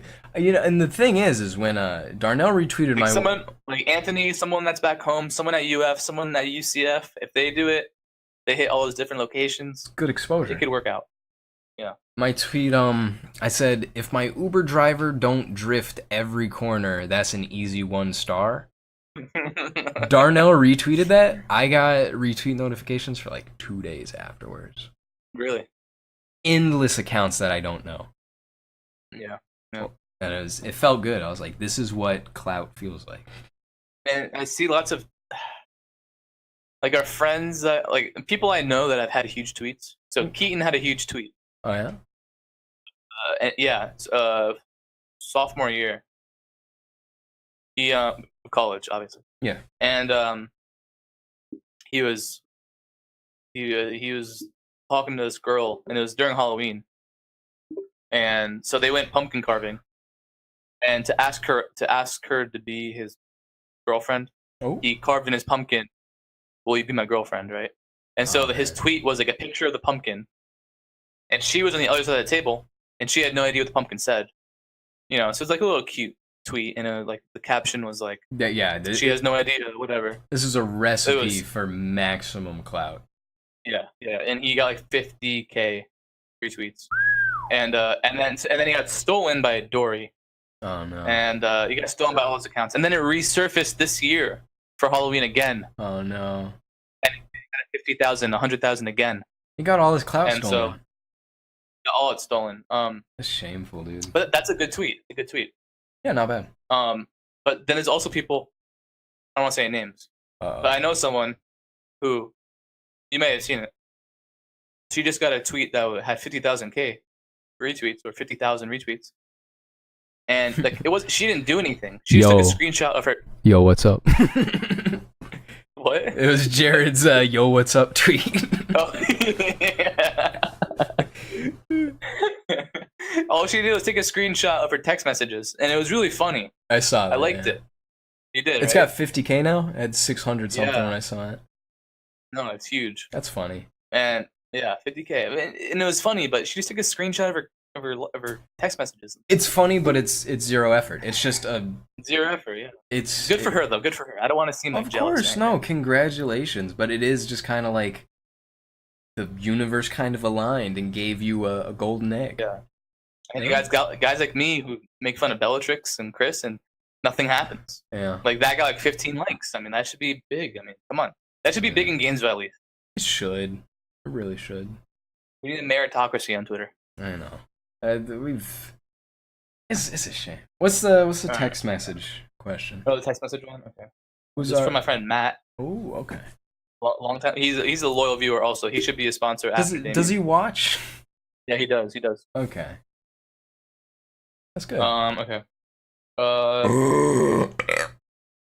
Where to go? Okay. You've invited a lady to your. Is it domicile? Domicile. How'd you know that? Well, I don't know if that's correct. That's just how I've always heard it. How'd you know I was gonna say that? Because you didn't say dorm, And you didn't say manhole or man crib. So domicile? Bro hole. Yeah, domicile. That's what I say. Okay, so invite a lady to your house for dinner Okay. in a movie. What are you cooking? And what movie are you putting on to maximize comfort levels? To maximize comfort. The food in the movie. I prefer television shows over movies, really. Not necessarily television shows. Anime. I watch anime.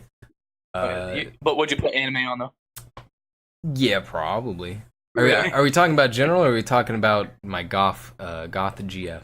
No, in general. In general, okay. In general, it's irrelevant because I would take no woman over my goth GF. All right, so let's just lay that out. Yeah, but hypothetically. But you got to make something. All right. See, that's where I fall flat because my expertises include eggs and grilled cheese. Yeah. Hamburgers. I don't think I could make a hamburger. That's tough, dude. I would. The food's hard, man, because it has to be something you can make and like sort of reliably, so like you're not like burning it before she comes, and like so you have food to eat, Okay. but also has to be comfort. Beef Wellington. I mean, like you could make like you could make a good chicken breast with like some vegetables on the side or something, but that might be a little boring. I don't know. You gotta make a side salad with it. Bitches love that. Bitches love side salads. Yeah. I Make a good salad. yeah. I probably like do like a. I'd go with grilled cheese, dude. No, that's comfort food, but yeah, I'd go with the grilled chicken. I don't know what type of like sauce I'm putting on it, what type of flavoring I'm doing, but like a grilled chicken kind of thing, like maybe like a zesty, like a lemon zesty chicken, grilled chicken kind of thing. I could do that with a side salad and like. Yeah. I don't know, we're assuming this is an average woman like who's likely a thought, and not someone. No. Like if it's someone who we'd probably have interest in, yeah, I'd probably just go grilled cheese, dog. That's comfy. No, I'm not talking about like. I don't think he means like a thought comes over your house and like you have to cook her ramen. Like, I think it's like in the movies where like a guy's like, oh, this girl's coming over my house, like a romantic date, blah blah blah. Yeah, like that kind of shit. I would assume that's what he means. But it's you gotta make more than grilled cheese. It's someone who's not. Is it someone who's just gonna be like, gonna turn up her nose at your microwave ramen? Yes. Okay. If you invited her for dinner and you made ramen, Chef Boyardee, all right. That would probably work. Maybe. I don't know. No, go for a pasta dish. Why didn't we consider this? Pasta dish. That's probably the easiest. It's probably they're gonna like it a lot more than probably a grilled chicken, unless you're, it's some girl who's at the gym all the time. You can get a nice pasta, maybe get a, gnocchi, some Alfredo or something. Girls love gnocchi. Bro, girls love carbs. Bitches love carbs because. Well, men also love carbs. No, but girls like it too much. Like, first of all, you go to Panera, and they ask, you get a bread bowl. Yeah. For your soup, and then on the side there's bread. And then on the inside they put refined grains. Yeah. And then bro, I was at Library West at UF. Yeah. And this girl on the second floor, she's studying, she's doing her homework, whatever. She pulls out of her bag a loaf of bread. A loaf of bread. Like, and she just takes one piece of bread out and starts eating it by itself. Okay. Takes the second one out. This is like over half an hour. She finished 4 pieces of bread. Like a loaf or a baguette? A loaf, like the sliced bread loaf. Oh man! All right. And she's just eating bread. I don't know. It was hilarious to watch, like as I was sitting there. But maybe she had low she blood probably sugar. downed the whole thing. Yeah, me. What kind of like white bread? Because I'm imagining just this like mushed up loaf of Wonder Bread. Just white bread. Yeah, that's exactly what it was. Yeah. Yo, are you not Wonder Bread? But you sure that was a girl and not a? Serious. Are you sure that was a girl and not a duck? This doesn't sound like any girl I've ever known. She's just eating bread. Did she have feathers? Oh my goodness, dude. I mean, I'd be lying if I said I've never done that, but like not a whole loaf and not as like a snack that I carry around with me. Yeah, like I don't pack it in my bag. I mean, I've had small baguettes that I've just been like, yeah, I'm gonna eat that. Yeah, no, that's fine. Yeah, but you don't pack it though. Still, even a baguette. Man, that's sensory overload, dude. My brain's shot after hearing that. What's she doing? All right, and she's gonna get crumbs everywhere too. It's not like so she's insensitive on top of being. I mean, if you're gonna bring something else with it, like a peanut butter or some jelly or something. What if she bought a jar of mayo? Oh. That's good. Bread and mayo is fine. No, but like not like putting a knife on it. Like she'd ball it up and dip it in there. Just rolls it up. Oh, dude, that's the most fun thing to do is take a little piece of like bread out of the center and then roll it up into one of those tight balls. Yeah. That's what I love getting like pieces of rice. That's what I'm done eating. Like I get like a piece of rice and I just roll it up, a tiny ball. That's what I'd make for the dinner. Fried bread ball. Dude, that sounds good. They'd love it. That's basically what you make with the egg in the hole, though. When you cut the hole out, you butter it up. Yeah, well, when you make egg in the hole, you're kind of making some variation of French toast. I guess. But you're not battering it though. Exactly. Although you could. What if you made egg in the hole, but the bread was French toast? That would be cool. I don't know if a lot of people would like that combo, but I'd try it. I would definitely try it. Yeah, no, that sounds good. But I was gonna say something. Because the name for French toast in many parts of the world is eggy bread. Yeah. Which is very, very funny. Because when it's like, is French toast the children food? It's like, no, that has a little bit of nobility to it. All right, sophistication. Yeah, it's not a joke food. But is eggy bread a kid's food? Yeah. Yeah. Hell yeah. I don't care if Nathaniel over here in the mountains of Bingham, England or something, yeah. I'm sorry, dude. Eggy bread's a joke food. You have some French toast, we'll talk. Yeah. Right. Yeah. That's it for my question. Yeah, I got some questions from some friends of mine. I got a question from my boy Danny, famous for leaving a comment inciting violence against me. Yeah. He asked, what is the best Grand Theft? Hey, our viewers, don't be shy to post hate in the comments. Yeah, no, don't be shy to comment in general. Death threats. Leave hateful mail. Don't dislike. Well, you can dislike if you want, but don't dislike. But leave death threats or anything you want. That's fine. Do we have any subscribers? I've got subscribers, yeah. But no, Comfy Talk. Yeah. No, that's my account. Oh, okay. Yeah, it's not like I changed anything. Yeah, I mean, I don't know if we've gained any. I know we gained Damien, our loyal viewer. Of course. But other than that, no. I mean, Matt, get on it. Yeah, like and sub. But my boy Danny asked me, what is the best Grand Theft Auto game, and why is it Vice City? Vice City? Have you how well versed in GTA are you? Only 4 and 5. Only 4 and 5. Oof. That's all I've ever played. Like actually owned and played. Okay. Yeah. Right. So I mean, 4 for me was I didn't finish 5 either. I mean, okay, so wow. Yeah. So really, for me, the only answer is 4 because that's the one I had and I loved it and I played for years. Great game. Is Vice City really the best? Vice City does a lot of things well. I'll talk about this right now, actually. So, Grand Theft Auto 1, not eligible for the discussion. It's it's a top-down driving game, essentially. Not very fun, but obviously, it's got a lot of importance to it. Grand Theft Auto 2, same thing, more refined though. Grand Theft Auto 3, all right, you got your new protagonist, Claude or whatever. Wait, what do you mean top-down driving game? What do you mean by that? They weren't like third-person open world games, really. Like kind of. It was like just car. Yeah, the first and second games, I believe the second game too, were games where you just like, I guess I don't know if it's isometric would be the word, but it's top down. Like you drive the car. Like these are very old.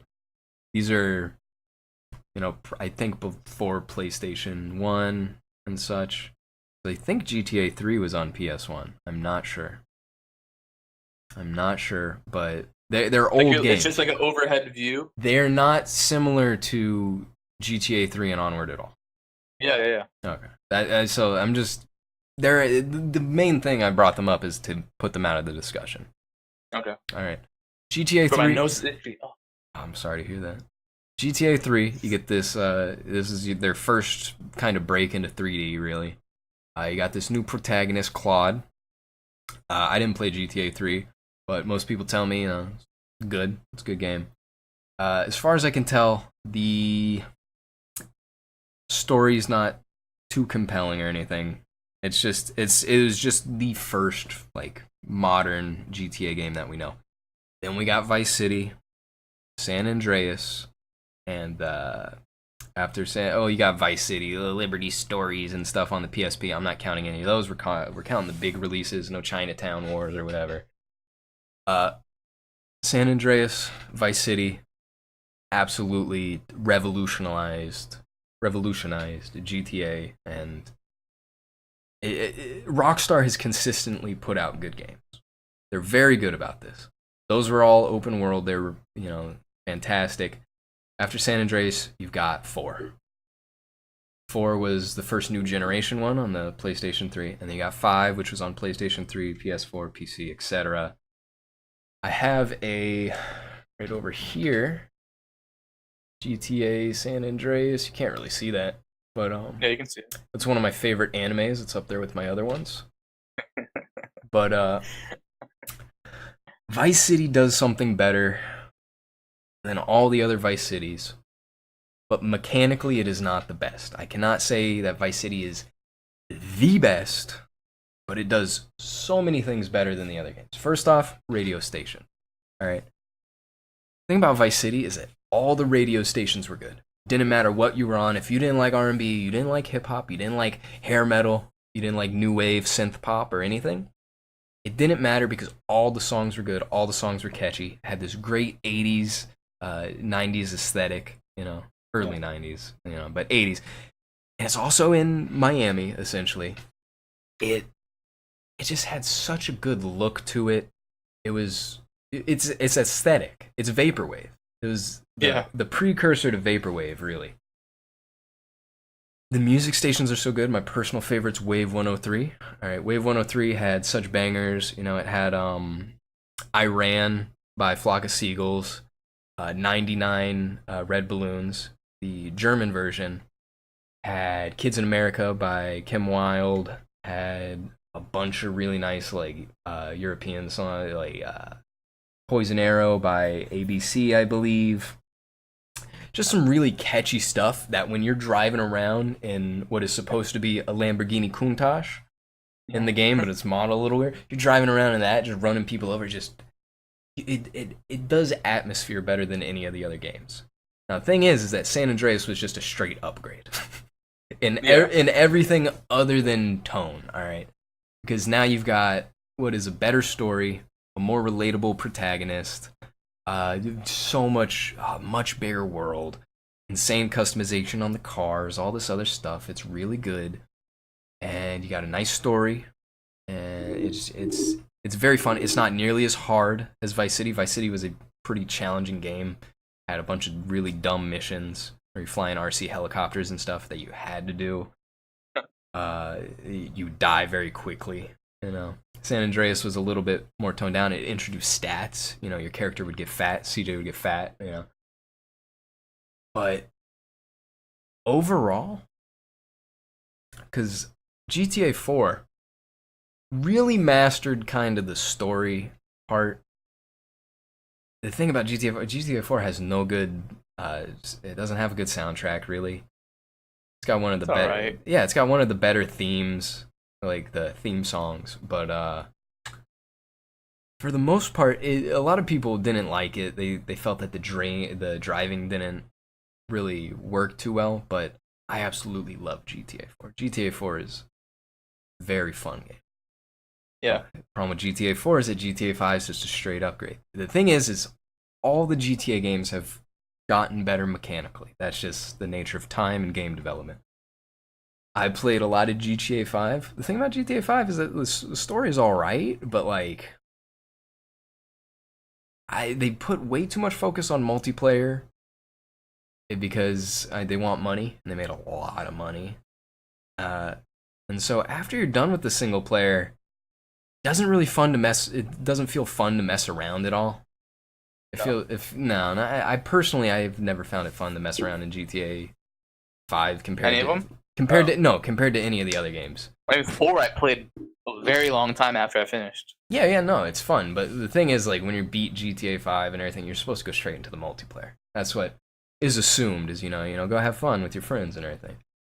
And GTA 5 is real fun, but as far as stylization and aesthetics, atmosphere, everything go, if I had to rank them, I'm gonna say Vice City's got the aesthetic down first place. It's tonally, it's very good. Your character's not relatable at all. He's very silent. He's a psychopath.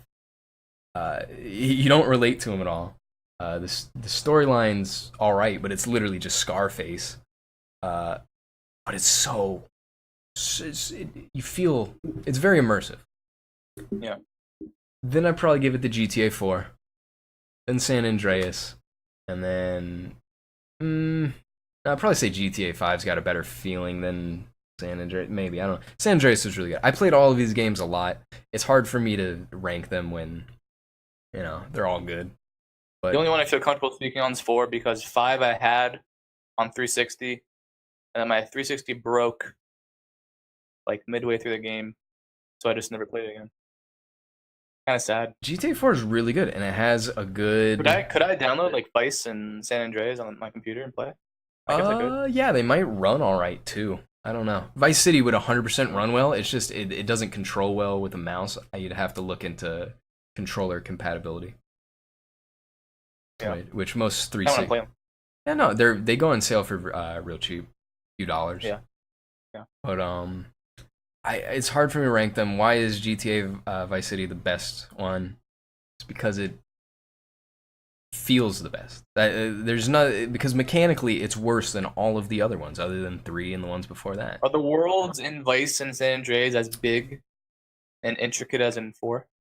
San Andreas is bigger than Vice City by a decent margin. I believe GTA 4 is about the same size as San Andreas, if not smaller, but it's much more detailed, because San Andreas, you gotta understand, is GTA 5. They're the same maps, except GTA 5 actually expanded on them. Okay.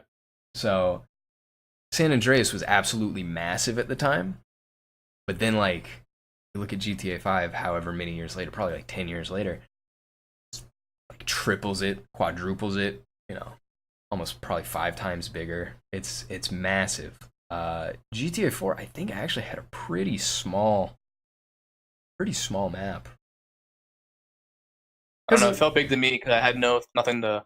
It's bigger. It's bigger than Vice City, yeah. For sure. I'd say, but it's not. It doesn't come close to GTA 5, and I think San Andreas is bigger than it, if not around the same. But what they did do in GTA 4 that was a big improvement is that they had really good story, good gunplay, lots of new neat stuff. You could swim in San Andreas. The best one's 5, mechanically and just overall. But Vice City's always going to be my favorite. You gotta compare it to when they were released too. Oh, dude, at the time, San Andreas is easily the best. If we're comparing it to what was out at the time. Because San Andreas was like crazy. Like that's why if you talk to anyone, San Andreas is always their favorite. That's why they're so hyped for GTA 5, because it's pretty much San Andreas 2. But at the time, that one made the most waves. Then probably 5, then Vice City. Okay. No, then 4, then Vice City. Vice City didn't make many waves because it was pretty much. One that was. It was pretty much GTA 3, but much better. Yeah. But like mechanically, it was the same. They were not that far apart. I don't believe. All right, we actually have another question that just came in Ooh, just in time. All right, give it to me. from James. I took a bit of time on GTA. My apologies. You're good. You're good. What should I make Max eat on our upcoming food-themed podcast? Well, Max was talking about a peanut butter filled tortilla with scrambled eggs as something that he enjoys. He enjoys it? Yeah. You could Scrambled eggs? scrambled eggs, peanut butter on a tortilla. I'm sure it's not that bad. Nah, peanut butter kind of goes decently with everything, I think. Yeah, and it would kind of overshadow everything else, the peanut butter. I mean, peanut butter and tortilla is fine. Yeah. Adding the eggs, I don't think you'd taste much of it. Yeah. I wouldn't think so. Good way to get extra protein. A sunny side up would be kind of nasty. A what? I would assume a sunny side up egg, Yeah. like a runny one. Yeah, I don't want that in my peanut butter. Scrambled eggs, yeah, that's the best case scenario for that. But maybe you suggest him some sweet meats. I don't think he's not vegan anymore, right? Max? Yeah, just Soylent. Yeah, no, he's not vegan. Dude, it's been a while. I never remember. But you could suggest him a sweet meat, like a PB&J. And So we want him to hate it? Is that the point? I think that's what they're going Is that for. what James No, I want Max to eat a light bulb. Because James was talking about eating a light bulb. Oh no. You okay? I'm not even like, it's not like to pick up boogers or anything. It's just to scratch my nose. We're an anti-booger podcast, for sure. Yeah, eat a light bulb. No, but seriously, Max should eat. No, I'm dead serious about the light bulb. But James was talking about how he ate a light bulb. That's bullshit. You don't eat the filament, you just eat the glass.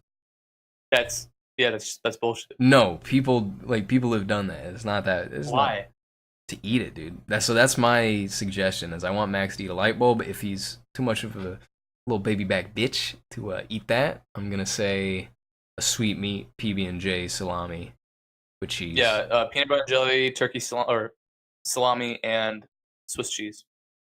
That's my go-to sandwich. Yeah. But I want to see the light bulb. Yeah, Max, do the light bulb. I'll watch your podcast if you do the light bulb. Wow, you don't watch it? It's just that they're at bad times. I know they're recorded, but Yeah. I feel like I'm missing something when I don't watch it live. Yeah. It happens. What's your last question? Oh, my last question was from my boy Jeff from North Carolina. He asked, why is Sasuke the best character in Naruto?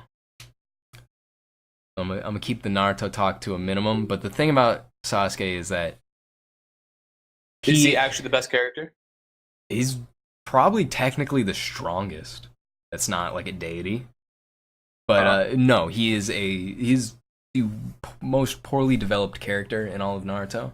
I'm going to try to avoid spoilers, but the thing is he's a petulant child who never really learns, never has remorse for anything he does or learns good from bad. His first arc is pretty much him just wanting power. And then once he gets power, he wants to destroy things. And he's pretty much a war criminal by the end of the series, but like, not really. Like, people are always like, man, Sasuke murdered all these people and now it's just chill. It's like, I mean, not really. One, he doesn't live in the village anymore. He's gone. And second off, it's like, he didn't actually really kill that many people. There are characters who killed a lot of people in Naruto, and Sasuke's like, middle of the pack. Oh, bless you. You okay? Oh my god. Right. Yeah, Sasuke. But no, Sasuke never grows as a character. He's not developed at all. He is, and that's his point, really. That's the point, is that he, up until a certain point, he never really changes his ways. And he's a very static character. He's annoying. Naruto's not the best show for character development. Yeah. But, I sent you a tweet, I think, that relates to this. Right now, I just sent it to you. Should I open it up? Is it Yeah. is it the SpongeBob? No. Is it SpongeBob related? Okay, let me open this up. Alright, let me move this off screen actually, so I don't have to cut things out. Okie dokie. This is the real Reason Naruto and Sasuke fight. Alright, I recite the Quran because I realized being a Hokage alone is not enough to face Allah in the afterlife. That's true. Yeah. And then Sasuke has become Catholic. I've seen this one a lot. Yeah. Yeah, Sasuke is Is he Catholic? in the show, no, not really. Is he? No. No. Not at all. No. No. And neither of them are very spiritual. I'll be honest with that. Yeah. In fact, the setup of Naruto is largely a biblical thing.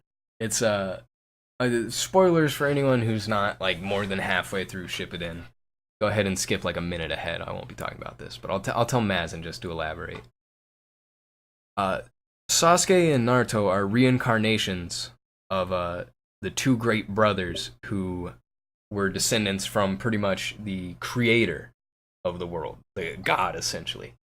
God pretty much had two sons, and they are the reincarnations of each, except obviously one of them's a little bit more of a rascal, doesn't get along, and they've been reincarnated through history, and you learn a lot about all the different reincarnations. So really, Naruto's not really Muslim, and Sasuke's not Catholic as much as both of them are literally Muhammad or Jesus, but brothers.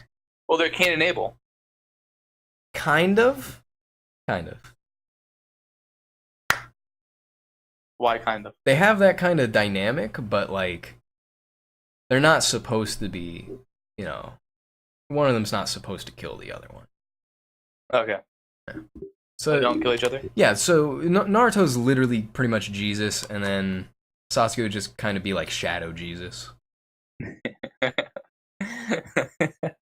But, yeah, relevant meme, yeah. It's not bad. Is that it for questions? I think that's all we have for questions, yeah. I think so. Is that our last segment? That's our last segment, unless you got something We to ran bring. almost 3 hours. No. We didn't get started until probably about 8:40 or so. No. No, I'm serious. Maybe.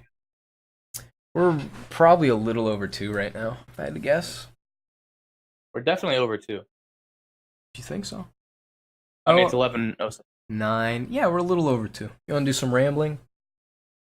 You want to Give us skedaddle? our outro speech. Skedaddle. The tingle. Boom, boom. I love that guy. It's good. Oh, man. Is there anything? I guess we'll see you this weekend, Jack. Coming down. Yeah. We might have a little weekend special, perhaps. I don't know. We never know. We might. Oh, you mean the podcast? Yeah, we can For do the podcast, we might have not an extra podcast over the weekend, but like an event. You never know. Oh yeah, maybe we'll eat a hot pepper. Probably not. No, 0 chance. Yeah, 0 chance. But we might do something. You never know. Yeah. I'm gonna go watch the Hurricanes this weekend. My first ever Hurricanes game. Really? Yeah. I would have thought you'd been to one. How many Panthers game have Panthers? you been to? Yeah. 40 or 50. Oh. It's a real fan. Been to a lot. Marlins even more. Oh. Marlins, yeah. Marlins probably like 60, 70. Dolphins, I've been to 1, 2, 4 or 5 games. Bro. Yo, Heat, like a 10, 15. But yeah, Hurricanes, never been to 1 game. I got a really good idea. What? Fan meetup at the I want to get a burrito. What do you mean? I want to go get a burrito at that place by Tate's. I never remember the name. It's just like Hermanos or something. The comic book store? Yeah, or El Chicano. I want to get a burrito. We'll have a fan meetup if anyone wants to show up. A fan meetup? Literally no one, but... Damien, fly in. Oh, yeah. Matt, drive down. Yeah. We'll get a burrito. Yeah, why not? We might do a sushi, or burrito or sushi. Which one did you want to do? Well, both. At Shinju. I want to do a Shinju lunch, and then I could also do a burrito, but I'm not picky. I don't Is know. it that good at the burritos? Oh yeah, incredible burrito. I'm gonna describe these burritos. All right. So first off, reasonable price as far as burritos are concerned. You know, very competitive with something like Chipotle. Okay. You get way more than Chipotle. All right. You can Oh get. my god. Oh no. Ugh. I'm sorry, viewers and listeners at home. Ooh. Okay. But these burritos, get a nice thick burrito. I took a Snapchat of one a while back. It looked like a brick. Oh, is that the one? Yeah, just a flour brick. They give you like a handful of chips, like they just kind of like stick their hand in there and throw them on the plate. Somehow these chips are so good though, and the best thing is, all right, you can get like a California style burrito, or you can get like the chincon burrito, which is like literally translates to like the fucker or something. My friend was trying to explain to me, I don't know, but that's fantastic. They put French fries in some of their burritos. Ooh. Fantastic. That sounds good. It's so good, dude. And here's the thing. I've always gotten steak after like the first time. Because the first time I got chicken, it was really good, but my friend didn't eat all of his. I had some of that steak, and I was like, you gotta be kidding me. So I've only gotten steak recently. My friend got chicken. I tried some of his chicken, and it was still so good. Here's the thing. You're eating it, and you know that juice kind of pools at the bottom? Yeah. You let that drip down onto your chips. And they get kind of soggy with that juice, and it tastes like pure umami. Like you eat these chips and it's a flavor you cannot describe. I've eaten a lot of burritos since I've been to college. It's kind of the thing. Yeah.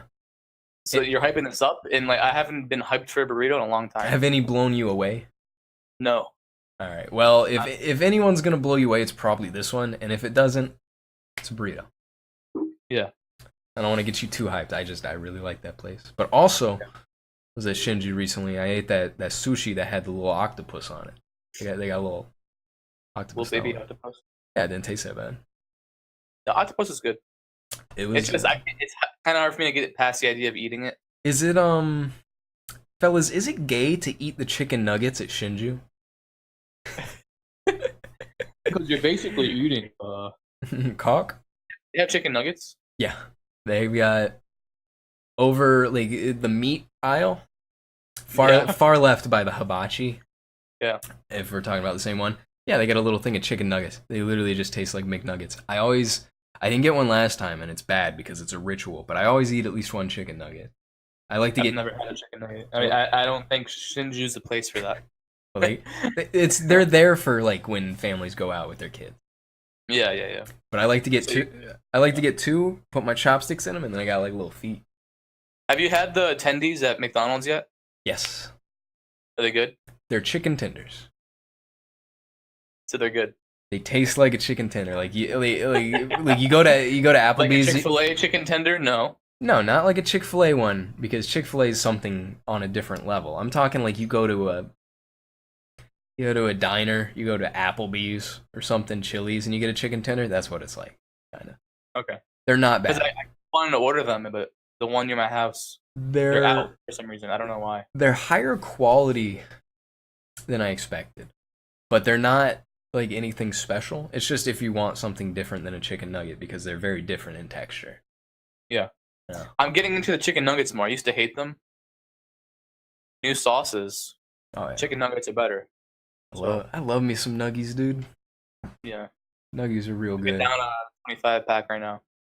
Yeah. You haven't done 50 nugs yet? No. That's Burger King, right? McDonald's. McDonald's. You can do Burger King if you want, but you should probably eat like 55 to be safe. For the conversion. Burger King doesn't use nearly as much breading. That's true. Yeah. But 50 nugs at Burger King would be like $8. 5 times 150, right? Oh yeah, you're right. $7.50 plus tax. Yeah, that's crazy. That's fantastic, dude. You can feed a family on $7.50. Yeah. And people say you can't live on minimum wage. Yeah, tell that to the king, dude. Yo. Bernie, bro. Oh my god. Bro.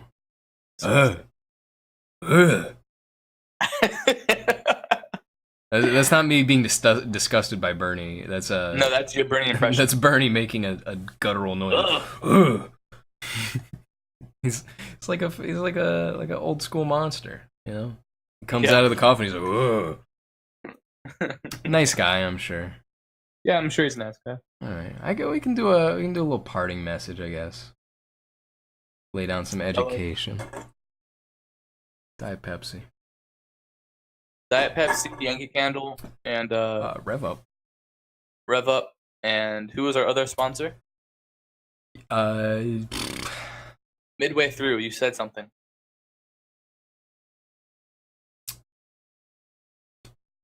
I don't remember. I have no idea. Yeah, I don't know.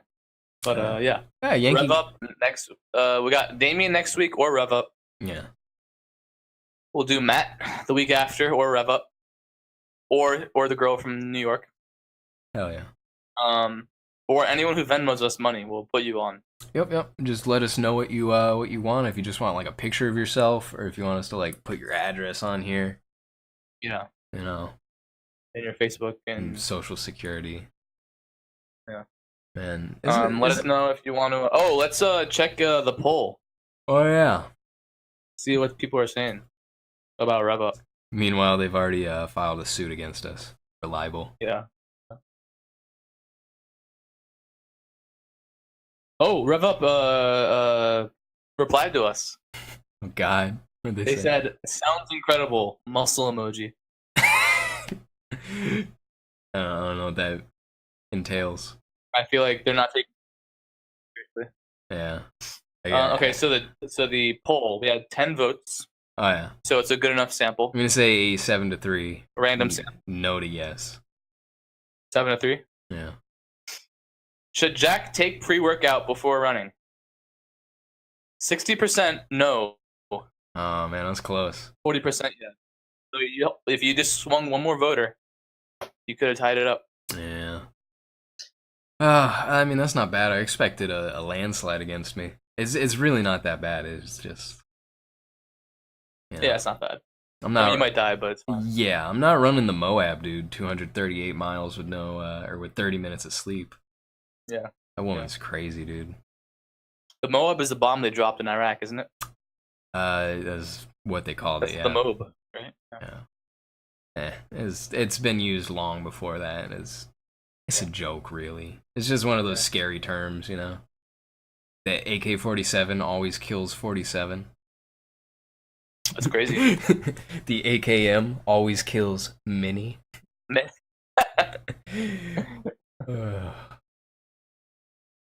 You know, just be nice to everyone. You gotta keep it nice, and you gotta keep it comfy. And that's why. Go buy that nice old homeless man a sandwich. Yeah. You know? Just go out of your way. Do it. I'm not gonna do it because I'm probably not going. And go to church / mosque. You can go to church. One of the it's mandatory. One of the things we're pro church podcast. Yeah, Jordan Peterson was on H3H3's podcast. Yeah, that's the guy I showed you a century ago talking about Shrek while smoking a joint. He's like, Shrek 4 is coming out, and that guy. Well, he really blew up on YouTube. Did he really? And in the past few years, he's absolutely huge. Jordan Peterson was on his podcast. Yeah. So, and Jordan Peterson took a massive vape hit.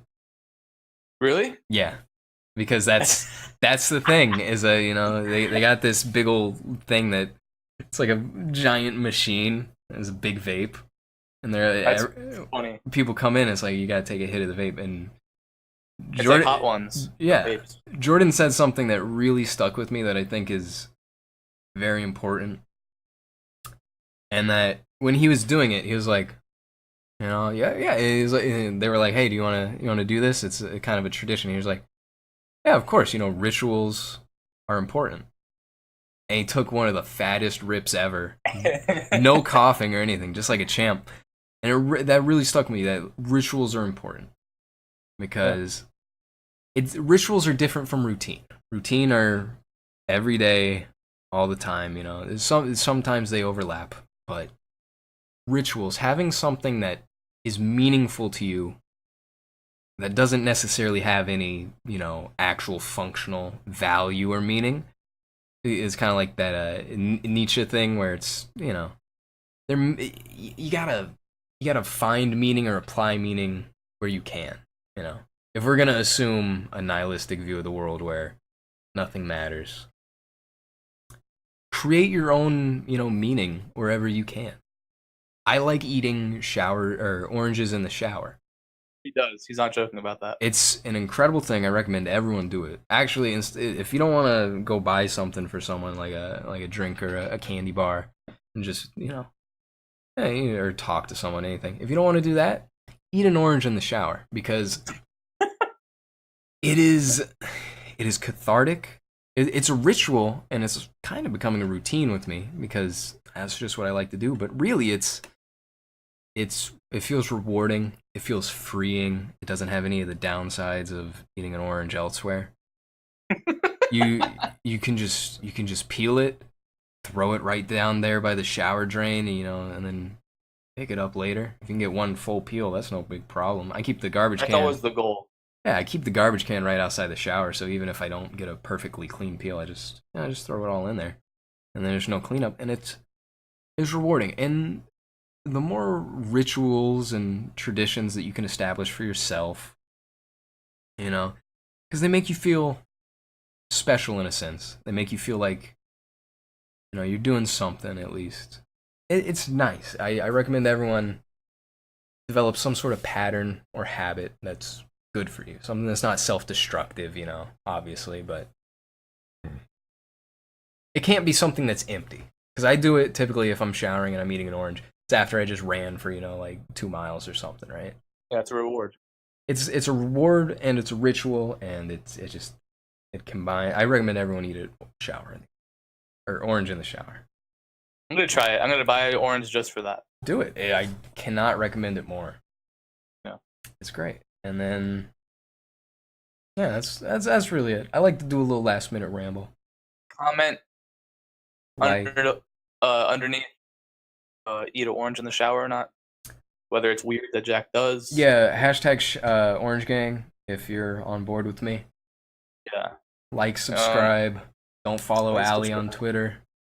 Do not do that. Definitely not. Hey, I think we had a good show today. I think we had a good one. I kind of fell off when I went on my anti-Semitic rant. That's about it. We can edit that out. Yeah, I'll edit that out. Yeah.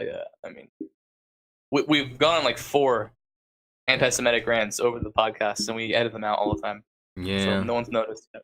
Don't worry. I'll never let you guys hear the true me. Yeah. All right, Jack. Oh yeah. I'll see you this weekend, I guess. That'd be cool. Yeah. We'll have a little meetup. Oh. You want to drift? Yeah, I mean, for my Uber. Yeah. my Uber rating, I gotta drift. Yo, we gotta go check out some used cars. Take a look around. Go around Craigslist's garages. Mm-hmm. I need you to co-sign. Yeah. I'll teach you how to drive. We can do a lesson. I've been doing a lot of driving recently. Yeah. Yeah. Well, what's your weakest driving? My weakest thing is really anything involving reversing. I can't back into a spot. I'm planning on spot? Yeah, I'm planning on never backing into a spot ever.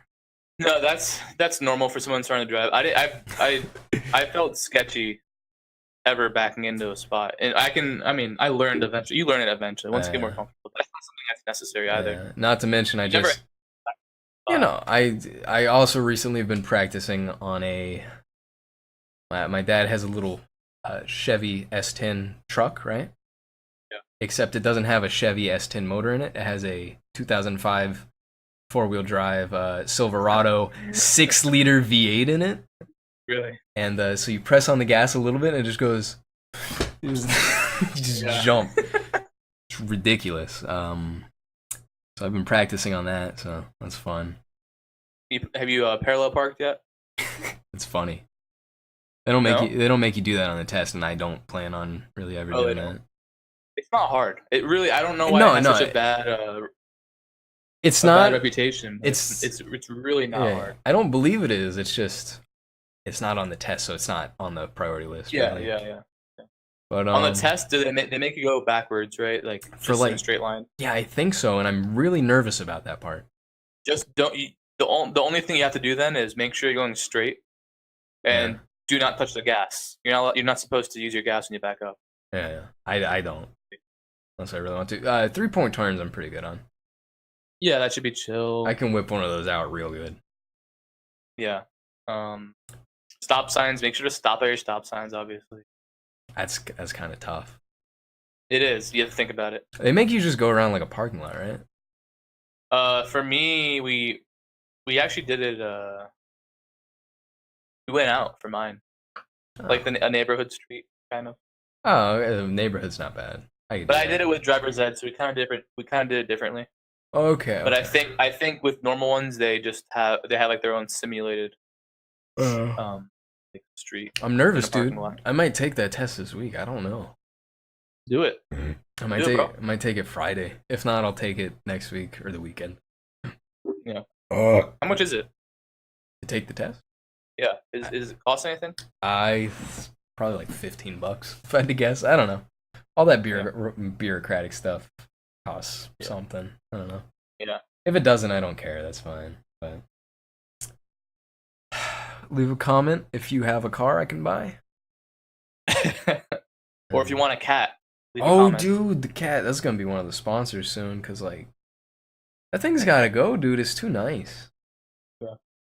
Follows me, dude. I've been trying to go out running. Did I tell you I had all 3 cats follow me in a straight line? No. They were following me order file, like I was walking down the sidewalk. 3 of them just follow me. I turn around, I'm like, you guys can't come with me. And then I went out for a Where run. were you going? You're running. Yeah, around the block and stuff. And then I was I was going out for a run, and I keep checking behind me, make sure the little cat's not following me, the one I'm trying to sell to people. $0, 0% APR financing. And then, like, I'll run and it's not following me. And then I get to the corner and the thing just blitz across the road and just starts following me. But I don't You want gotta get rid of her, man. I don't want it to follow me, dude. Yeah. It needs a good home. Damn, I should have told Keaton about it before he got his cat. Really should have, but it's whatever. That's Forgot. still important. Where'd that cat come from? Humane Society. Oh, okay. Yeah, that's fine. Good cat. Yeah. I want this little cat to get a home. It's too nice. Too sweet. How old is he? I'd have to say probably less than a year. Maybe about a year. It's still it's still small, but it's not like kitten small. Yeah. It's still visibly, you can tell it's a very young cat. I worry about it though. My nose is killing me.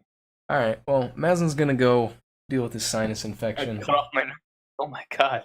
I'm gonna work on this. If you guys have any questions, comments, like, subscribe, and Let's go Hurricanes. let's go Hurricanes. Let's go Dolphins.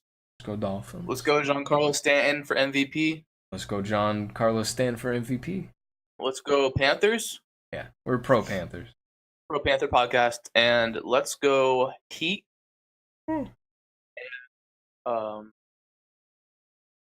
Yeah, that's it. I'm ready for the weekend. I'm ready to go at Hurricanes game. I hope to see you over the weekend. I hope to get a nice fat burrito / sushi. Yeah, there's no And reason we can't do both. I mean, I want to Yeah, go. exactly. I want to go Shinjuku lunch. Yeah. Anybody down? I mean, David. Yeah. I don't know. I haven't seen David in like well over a year now. I think. You didn't see him over summer? No. Really? Don't think Not so. once? Don't think so. No. Really? Damn, David, what the hell? Yeah, that's what happens when you spend all your free time editing these podcasts. Maybe I'll be on Dolphins with Dave when I go home. Ooh, that'd be a good feature. Do that. Yeah. I can only talk. All right, Jack. Yeah. I gotta do some homework, man. You know what? That's understandable. Have a good day. Yeah. Everyone else, keep it comfy. Like, comment, subscribe. And I hope you have a good night. Yeah. Me too. Guys, I love every single one of you that if you watch this whole podcast, I love you. If you watched a portion of the podcast, I love you. Yeah. You just skipped around and you just said, hey, let me give Mazin and Jack a listen. I love you. If you didn't watch it, I love you, but you should shape up. And I hope we see you next week. I share that exact same sentiment. We are a pro-love podcast. We're more pro-love than anything. Yeah, exactly. And I love you all. And I hope you have a fantastic day. We like to do these long-winded goodbyes because that's the comfiest thing. No one likes to just kind of like cut out. It's like when you're at your cousin's house.